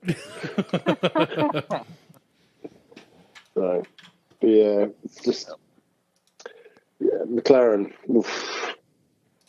Yeah, they're in for a long year. Yeah, but it's a shame. It's a good team. Yeah. I need to catch up and watch some more F1. I need to watch any F1 ever. Start watching. Today was. Watch Drive to Survive. It's very dramatic, but it's cool. It's pretty cool. I got to start watching the 4th season. Yeah, I get into weird. Like if I'm flipping through the channels, I get into weird racing. Like I'll be flipping through, it'll be like the trophy trucks driving around the track with random jumps in it, or like a Baja race, or like snowmobile racing. I'll stop. I'll find myself watching that for like an hour. I don't even care about snowmobiles. Well, they only show that stuff on the Ocho. Yeah. Right. It's the only channel I have. I deleted every other channel. But it's cool. Yeah. You know what? Speaking. Sorry, go ahead, Patrick. Well, we're good. Speaking of racing, there's something else before I knew they were on I wanted to ask you about. Me or Patrick? You. Before I knew they were on. Oh. And obviously I would like their opinions too. I just learned about this because I've been without internet for 2 days, 3 days. Oh my God. I know, it's rough. I was so happy when we went to a restaurant and had Wi-Fi. But this swimmer who... Oh, God. You know what I'm talking about? I've only seen... Exactly talking about. The memes I know what you're about to say, and it's not even in the same country as me. The memes... Right. The memes are hilarious, by the way. I've got some I could send you, Jason. Perfect. Yeah. But if what I saw was correct, a man who was 432nd in the world swimming whatever event decided he's now a woman, not get into that, do your own thing, gets to compete as a woman, and is now first in the world. Where do we stand on this? Because I think it's BS. It's bullshit. I'll tell you right where I fucking stand, because let's go. I've honestly stopped posting stuff on Instagram because I'm just tired of it. Plus, I'm sure, not that I'm important, but I'm sure that, because when I used to post funny memes, I think more people would see it, and I don't even know if people see stuff after a while. I'm sure at some point I've been shadow banned for just posting how people are just treating people like shit. But I'm all for people being whatever they want. I had a gym member that flipped right before I shut my place down, so it's not like I don't know anyone. And that's why you shut it down. I was how you having that here? I was fully supportive of that person. I gave them my advice. I felt like what their ultimate goal was with that. They were definitely going about it the hard way, but right now this person's in a super happy relationship with exactly the person they were after, being the person they want to be, and they're getting married, all that shit. Totally happy for them. But I, of all people, have always been a massive supporter of women. A lot of it has to do with my background and things I've witnessed in my own family, stuff like that. I will never be okay with some dipshit guy deciding he wants to be a woman, whether for whatever reason, and taking away that kind of stuff from the ladies that actually are working hard for their sport. Like, I don't give a shit what people say. I don't care what you feel like. There's men, there's women, period. You can be whatever you want, but those guidelines as far as sport and stuff goes, it's the same thing as Rogan talked about this. He never said much about it until it crept into MMA. You're going to have a guy decide they want to be a woman and then go beat the fuck out of somebody and fractured the girl's skull. Yeah. Yeah, that's Yeah. I was going to bring that up too. I mean, like, I don't care what you say, it's wrong. So like there has to be boundaries to some of this stuff that are just logical. There's a meme. I wouldn't even call it a meme. There was a someone posted something. Someone I know that posted something about this very subject because he has young girls, and he said it simply says women's sport isn't a place for failed male athletes. Yeah. I direct way agree to with put it. that. It's 100% true, though. It's a direct way to put it. It's total bullshit. And it's like I don't understand. That's why, like, I think, you guys may have seen it, like, Elon Musk posted that weird, like, image. It was like, I stand for whatever the next thing is, or something. And, but all of that stuff, to me, is just massive bullshit to where you can allow things like this to happen. All the stuff that, like, throughout history women have gone through and all these things, and then making sure they're getting a fair shake in sports and all this stuff, and now all of a sudden it's perfectly fine for any one of us to just be like, hey, I want to be a chick and I'm going to go beat the hell out of all of you, and then I'm going to be number one because I can't hang in my own gender. Like, it's ridiculous. There was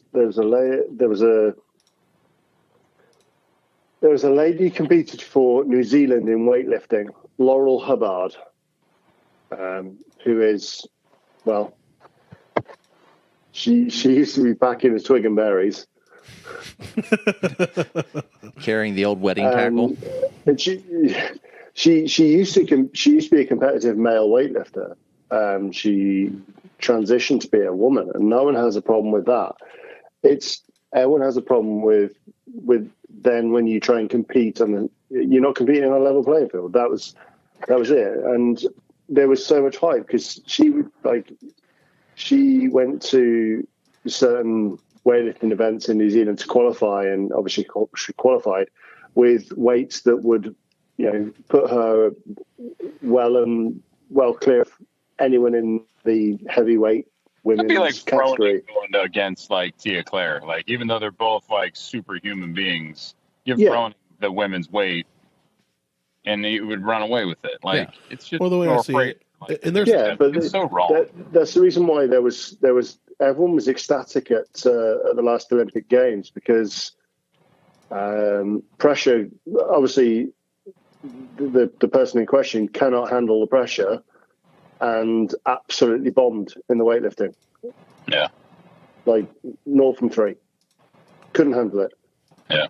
But then, when the pressure's off, she's, lifting world record level weights. I'm like, well, think about the people that work so hard, like Jason said, to set those records, and then somebody decides, I can beat that. So I'm with you guys. The MMA one was the first time that I went, this is BS. Especially in a contact sport like that. And I'm all for it. Now, when I was going through training to become a Krav Maga instructor many weights ago, I was introduced to a couple of people, a married couple. The guy's like 6'4", 6'5", pretty lean build, and could grapple for days. He just had limbs. He'd wrap you up. He was a third-degree black belt Krav, did jiu-jitsu and all this other stuff. His wife was like 5'3", 5'4", maybe a buck 10. I know exactly who you're talking about. I know you do. I mean, it's the Acostas. I can mention their name, right? Yeah. So, very cool couple. I only got to meet them this one time, but they wrapped her up in like a queen-size comforter, like a burrito, and then him and 2 other guys pinned her down, and she had to fight her way out. And the whole reason they were doing this was the class they were teaching was talking about how in Krav Maga you don't quit because you're not fighting for sport. There's no ref going to come break it up. You've got to get your way out if you're attacked. And they were proving that it doesn't matter your size, it's how fierce you are. So she'd be like punching them in the eye, digging her thumbs into their eyes, biting them. I got bit teaching Krav before. I've sparred her. She is tough. She is insane. She got up and started whooping on me, and I went, okay, I'm done. Like, she is so fast.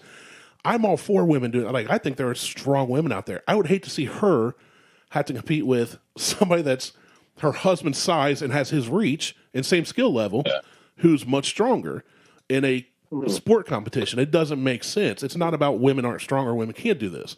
but there are some physical attributes that obviously change the playing field. It's like I read somewhere years ago, Serena Williams is number one in the world, has been forever, right? She would be like number 200 something if she was going in the men's category. Yeah. Like nobody even know her name. So there's obviously a discrepancy.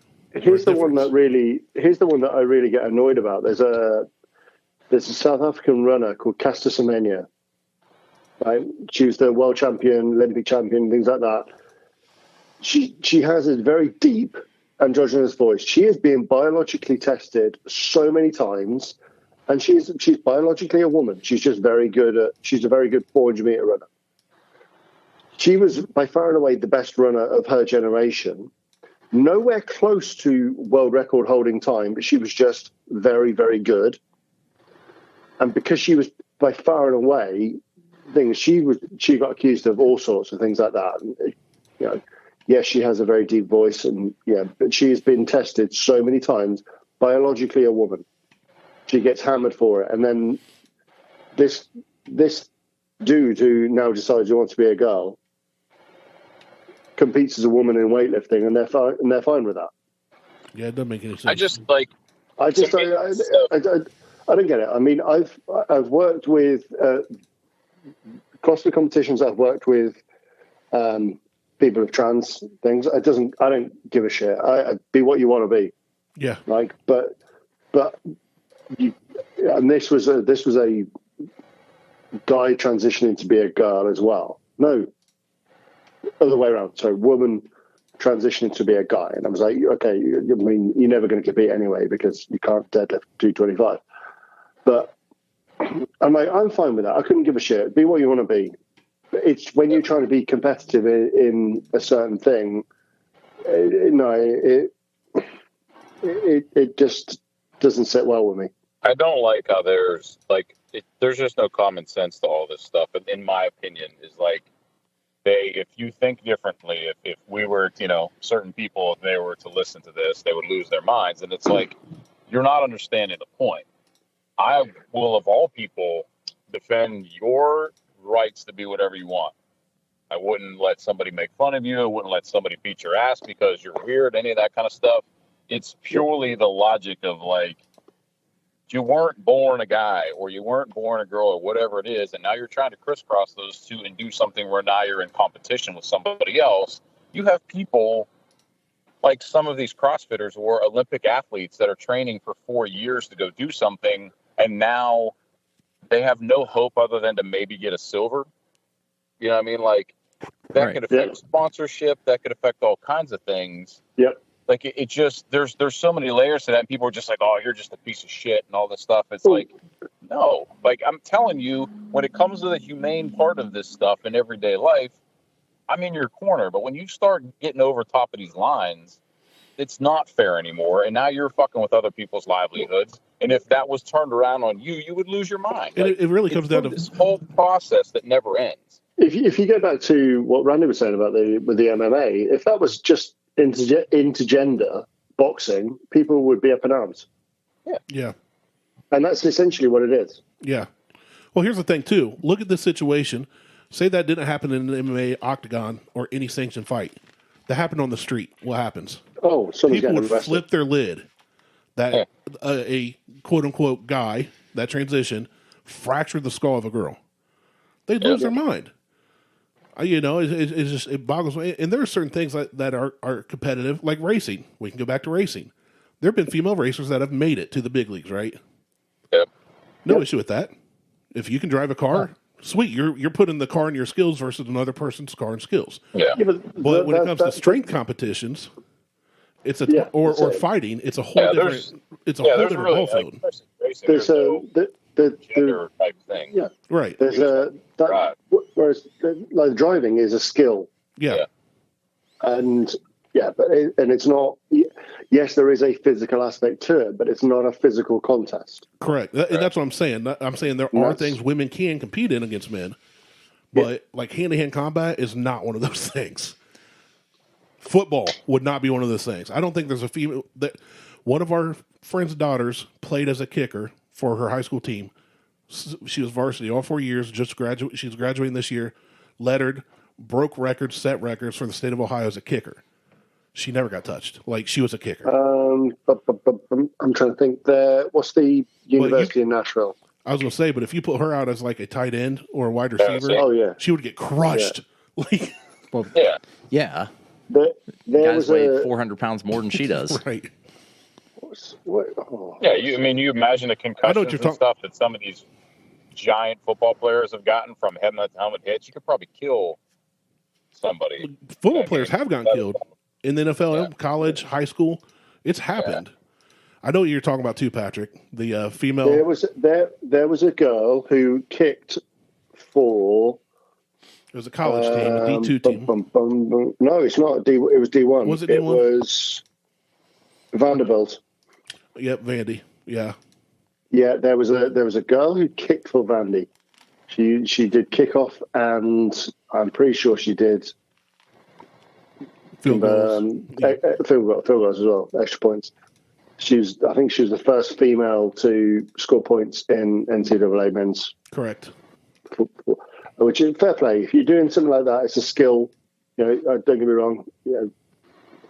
There's some danger there, but as a kicker, there's not. There is some danger there, but you're minimalizing it, but you're not hitting them from 50 either. Right. But fair play to you. Do it. They need the team needed some help, and you were like, "Screw it, I can do it. Let's do it." Yeah, and fair play to you. That's all my point is. I have the utmost respect for that because that's a skill. Yeah, that's a skill. That's a skill position, not a physical one. Agreed. Right? Agreed. I don't know. It's weird. I agree with everything you guys said. All right, I'm with you, fellas. Yeah, I don't know. That topic fires me up. It's something that of course, when I got back and I jump on Facebook for the first time in a couple of days, it's like all these memes, and I'm like, "What's this from?" They were hilarious. Yeah. Once I learned the story. Well, this is going on. There was the Penn State swimmer, the same thing. There's that. There was. I thought they booed that guy. Yeah. I thought that was the one you were talking about, the NCAA swimmer. Yeah, well, I think there's been a few. There's been a few. I was going to say, I just know this one. Because that was around the time of the Winter There was one this week. Yeah, that's. I don't think that's the same one. Yeah, the one this week was William Thomas, who is now Leah Thomas. That's the one. I've not looked up the background and everything. That was one where I think all the other, like the second through fourth place or fifth place or whatever, all made their own podium. Yeah, they refused to go on the podium,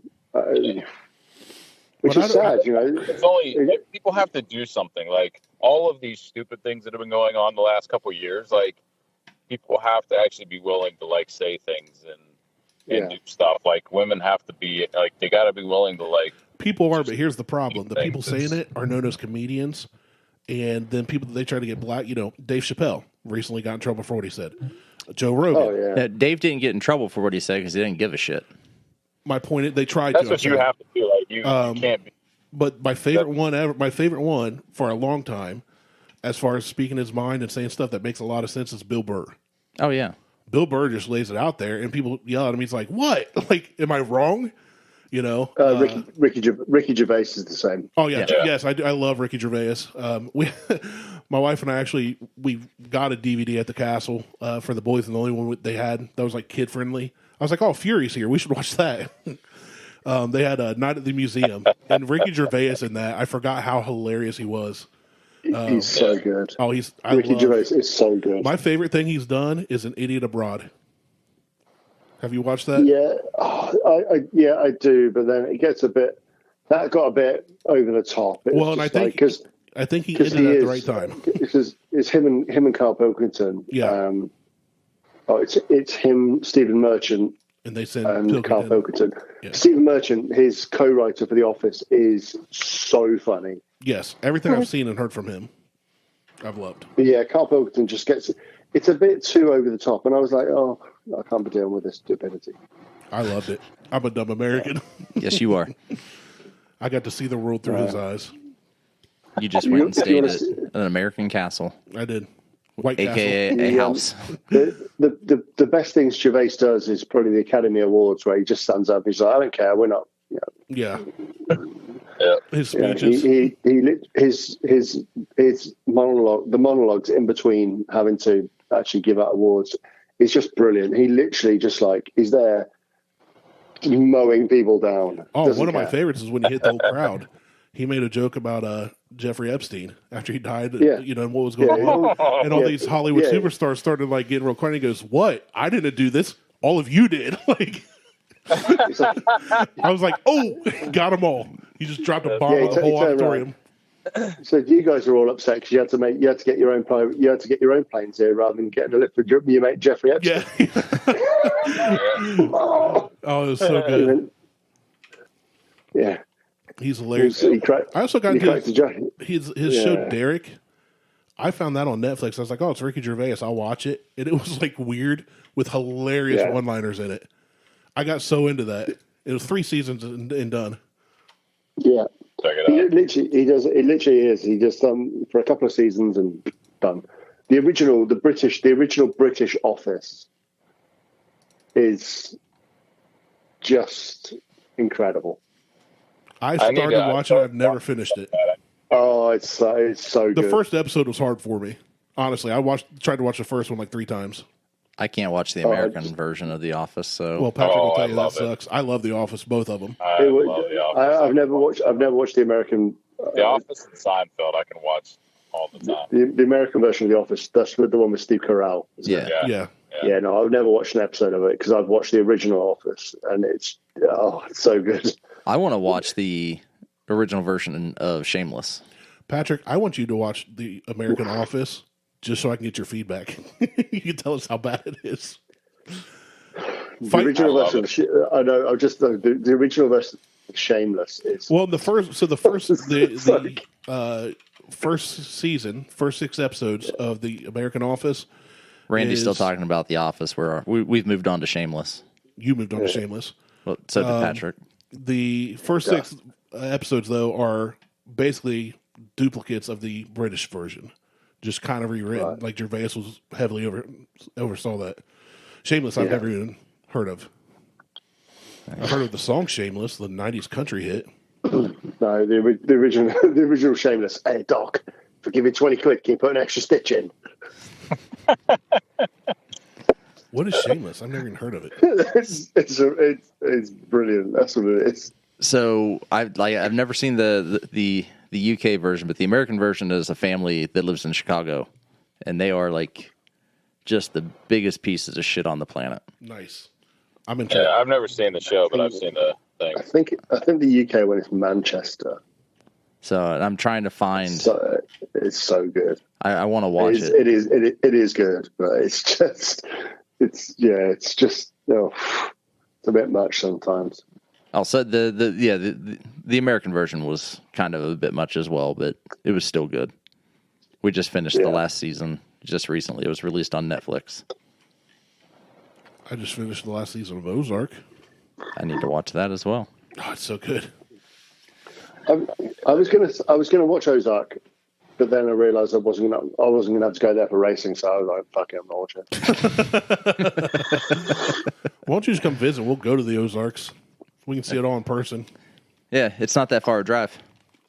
It's actually the show's actually really well written. I think Yeah, it's one of those ones that kind of keeps your attention. There's a new track in the Ozarks. Not for SRO, or not for IMSA, though. no, I was going to say it's SRO. That's yeah. They're up this weekend, aren't they? Huh? SRO is it next weekend? No, they're not till the end of April. No, I think they're in Simona. Yeah, but it's not till April, though. Okay. Like maybe it's middle of April. Yeah, I thought it was like early April this time, so we'll see. I did like to see that Jeff was on the GT on the SRO GT America page. Yeah, with a fucking mask on. It's like, dude, you have so many other pictures of that man. That's the one you pick.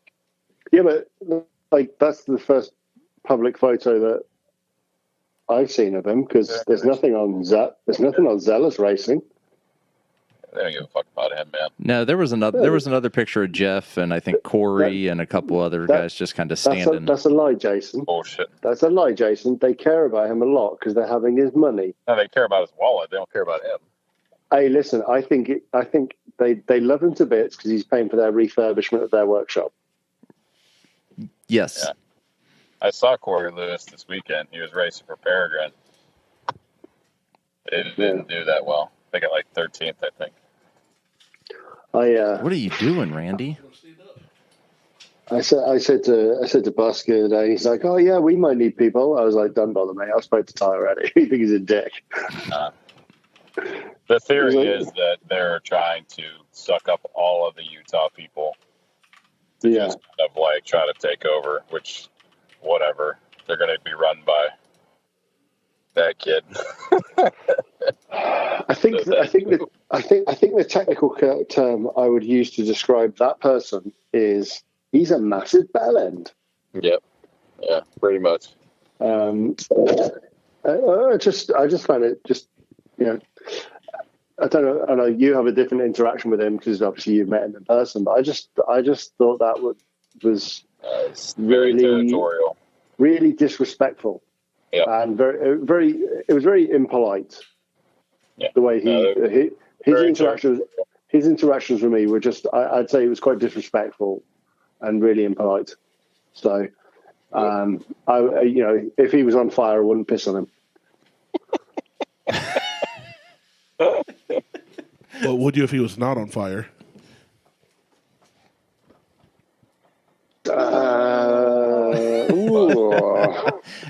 Yeah. You both had to think about it. It changes the perspective there. I found the Shameless UK is on Hulu. Yeah. I've just added it to my watch list. See, if you pee on them when they're on fire, you're being a humanitarian and helping them. But if they're not, it changes the whole thing. Yeah, but if you piss on them when they're not on fire, you're acknowledging them. It may also be or you're ignoring them like, "Oh, sorry, I didn't see you there." It may also be assault. Yeah. But not if it was an accident. It's definitely salty. Did you have asparagus last night? Oh man. So no, it's just manners. I don't care that. I don't have a problem with them saying, "Sorry, mate, I don't think it's going to work." I'm okay with that, but just leaving it as, "Yeah, we're really interested," and then not bothering to contact me at all. That's just, mate, I haven't got time of day for you. If you're not man enough to say no thanks to me in person or by a fucking text message, yeah. Yeah, that's just not their style, man. It's a weird. I got the creepiest vibe, and I'm so glad I walked away from that thing because I'm telling you, dude, this team, I couldn't have literally fallen into a better spot by giving all that other stuff up. No, it worked out well for you at this point. They're unbelievable. I mean, just like any other team, they have things that they're working on to improve, but like just the way they do everything is so much different. And the GS team that I'm on specifically is fantastic. So it'll be fun. It's going to be a lot of fun this year, and probably something that will probably end up being a long-term deal. I mean, they're always working on growing. They're not running their Carrera Cup team this year. So I'm sure at some point that'll end up being a whole other team that will open up looking for people. And it's pretty cool the way they do everything. So you heard it from Jason, Patrick. There's going to be another team coming, and they're going to be looking for people. I mean, I hope he gets locked in with what he's doing, but I'll definitely keep my eyes open. I'm always trying to get people I know in there just because it makes it easier. But these guys are cool because they obviously they want you to understand what you're doing, but at the same time, they're looking for a really good culture fit because they're like, you come in and do anything for us and you're just miserable. They're like, obviously, unless you're just totally terrible, and they'll send you home, but you'll finish the weekend and they'll never have you back. You know what I mean? Like they're very specific about wanting a good culture, a good team. I mean, even the guy that runs the team, my team now, him and I both were talking. It's the same thing. Like he's been doing this way longer than I have, but He's just like, I enjoy this and I'm here for fun. And the minute it becomes miserable, I'm out. And that's the same thing with me. I'm at any time I'll walk away and be fine. Yeah. Because I enjoy it when I'm in a good atmosphere, but it's hard work. It's a lot. I mean, that team I helped this weekend, I signed on for 3 extra days because I thought I was doing pit stops on the wheel gun. But I couldn't make the practices, which I knew might be a deal breaker in a way, but there wasn't. These guys are great. They were perfectly fine. It's different. It was definitely different working with people that don't normally speak English. But by the time I got there on Friday, all of a sudden it was like, well, now we're going to have you run the dead man for the fueler. So then I partnered up with the only other American guy on the team. So that, that made it a little easier. But it was like, I did fuel and tires like all the rest of the weekend, and it was good. It was a good workout and stuff, but it was just like, it was constant, and it's a ton of work, and you're up, you get there early in the morning and you're up all day. That thing, the race is supposed to go till 10, and then we probably should have been loading up till 2, but luckily, I shouldn't say luckily, unluckily we were out, but today I have the day off and I'm just traveling, but it's not as glamorous, as it looks on TV. It's pretty cool, but there's compromises to everything. You look pretty glamorous. I like your shades. I am going to have my own custom fire suit this year, man. Hell's yeah. I'm not going to look like a 5-year-old wearing his big brother's clothes. Is that the one that Martelle couldn't fit in? No. Unlike me, who looked like a... We actually have a whole bunch of bigger suits and ones that you would not, you, Patrick, would actually be able to fit in properly without looking like you're preparing for a flood.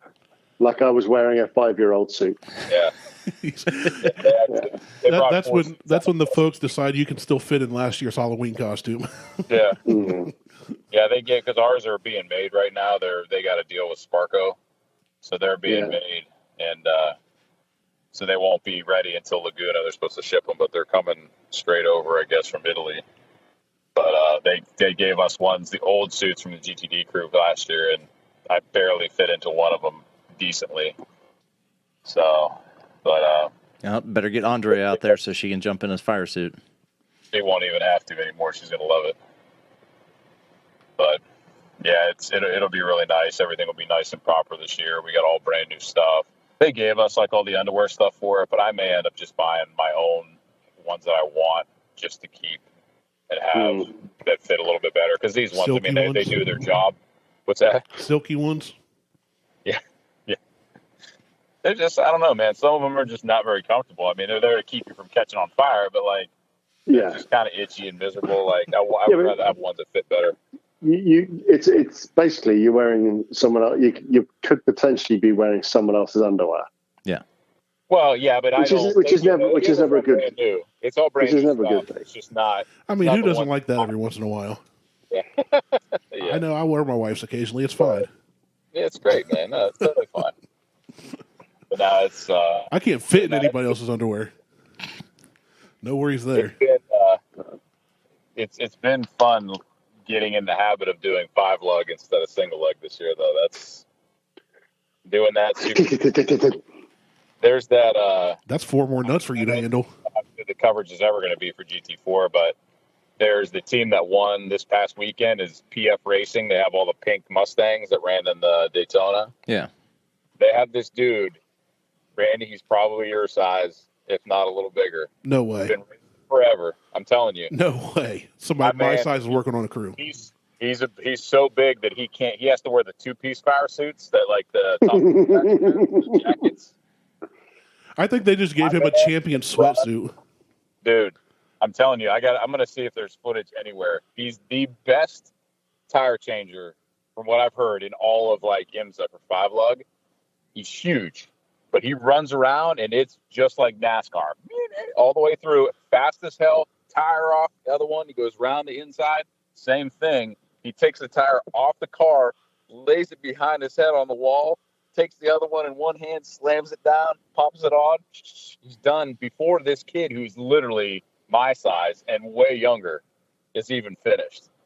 That's crazy. He was in a stall next to us, and I just stared there and watched him, and it was the most incredible shit I've ever seen. He goes down and starts sucking down chili dogs.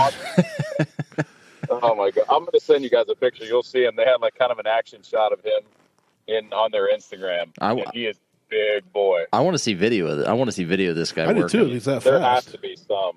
You should call Christmas Abbott and get some tips from her on some 5-lug changes.